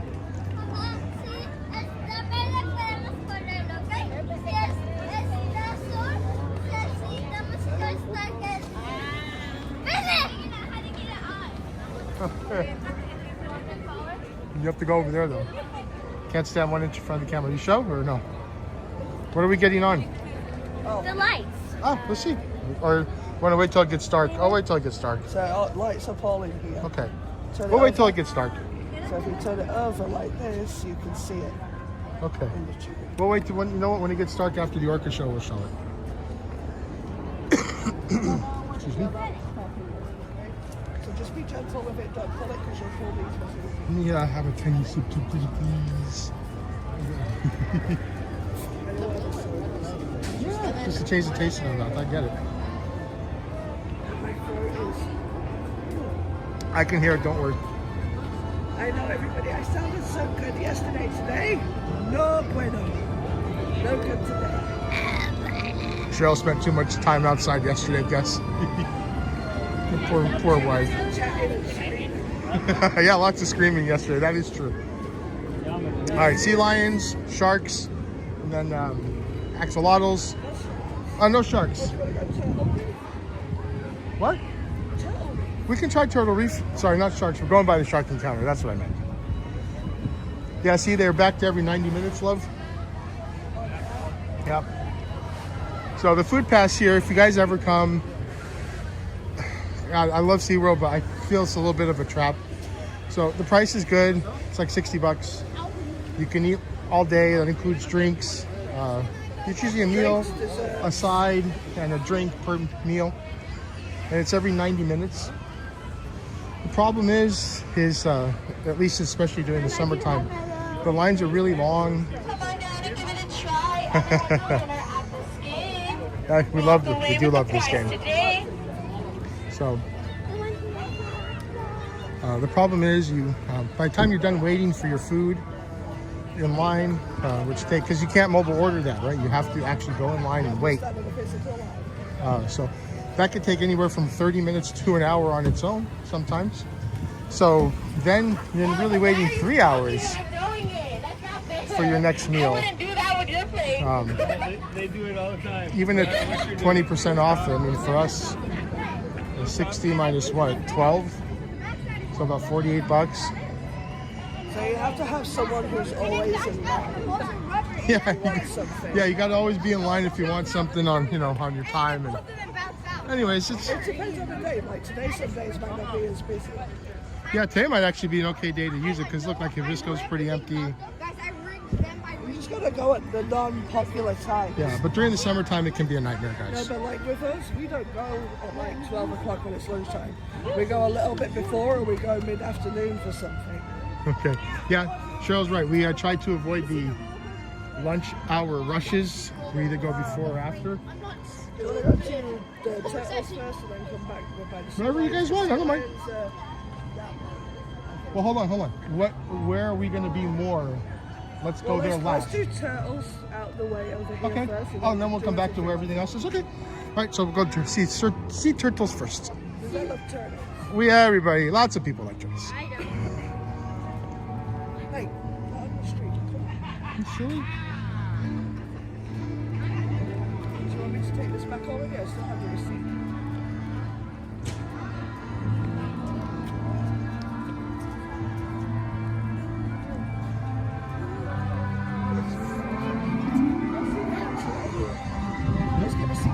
Oh, the sea lions are right here anyways. Okay. Oh, so the sea lions are right here.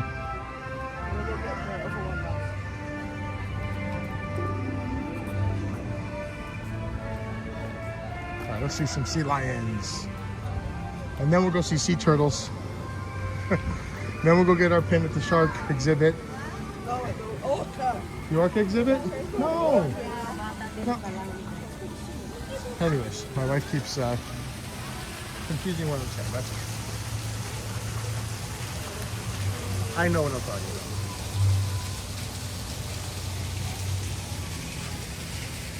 Oh, the other sea lions. Just one? Just one. We're just getting the stamp here. We'll be out of here in a minute.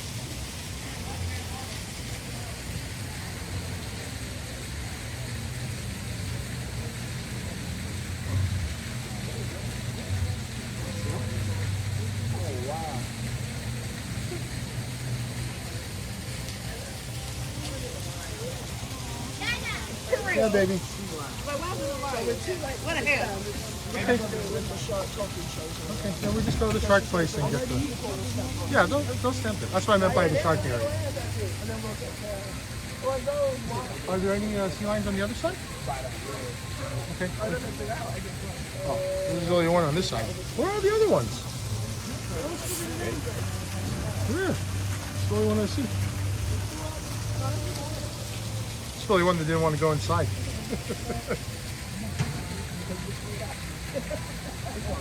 That's why there was no with the jellyfish exhibit.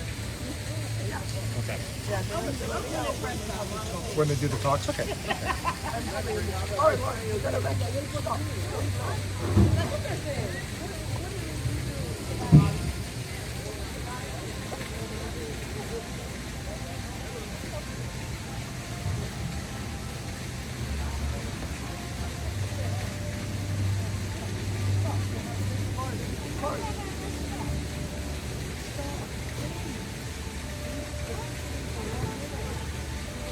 Thanks for joining us here at SeaWorld Point.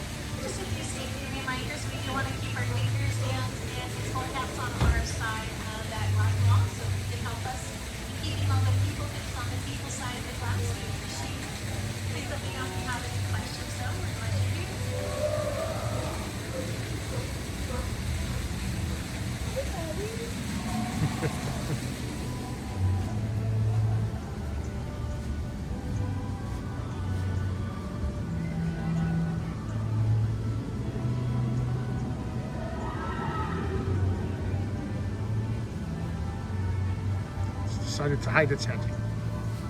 Okay. All right, let's mosey.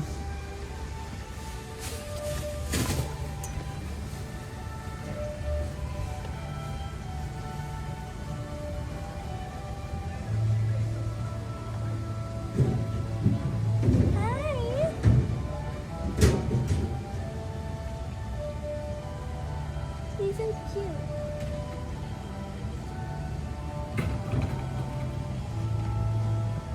She's pretty cute.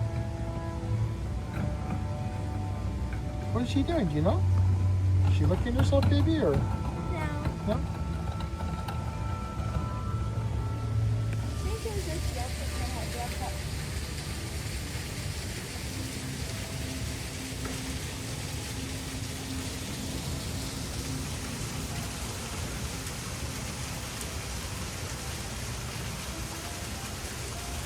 All right, let's try some.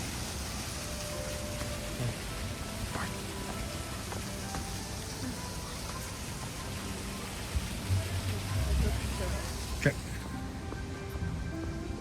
And now we're gonna go walk over to see the sea turtles.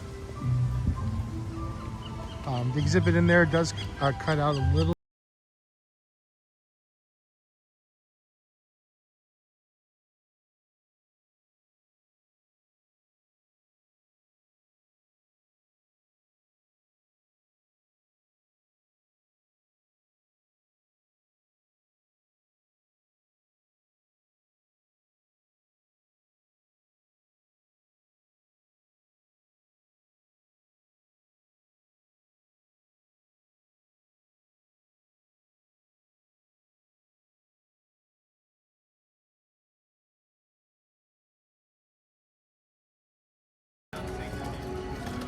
And then we redeem right here. Okay. I'll double check.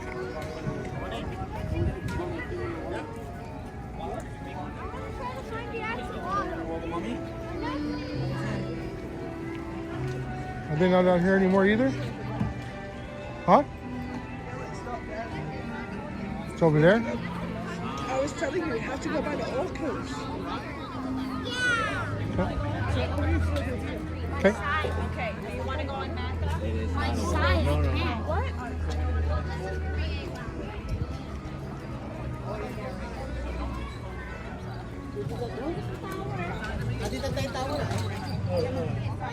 Oh, this thing wasn't even on today, huh? And the turtle reef entrance has been moved.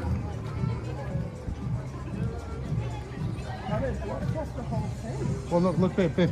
You have to enter through the store. Looks like it. That's all. Thank you. When you come back, come this way, please. Okay. I want to sell some stuff. Good salesman. Good salesman.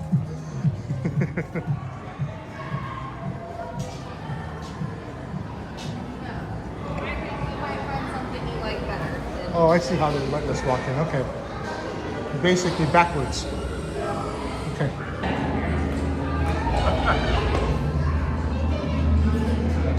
This one is the green. This is the leatherback. This one is ginormous.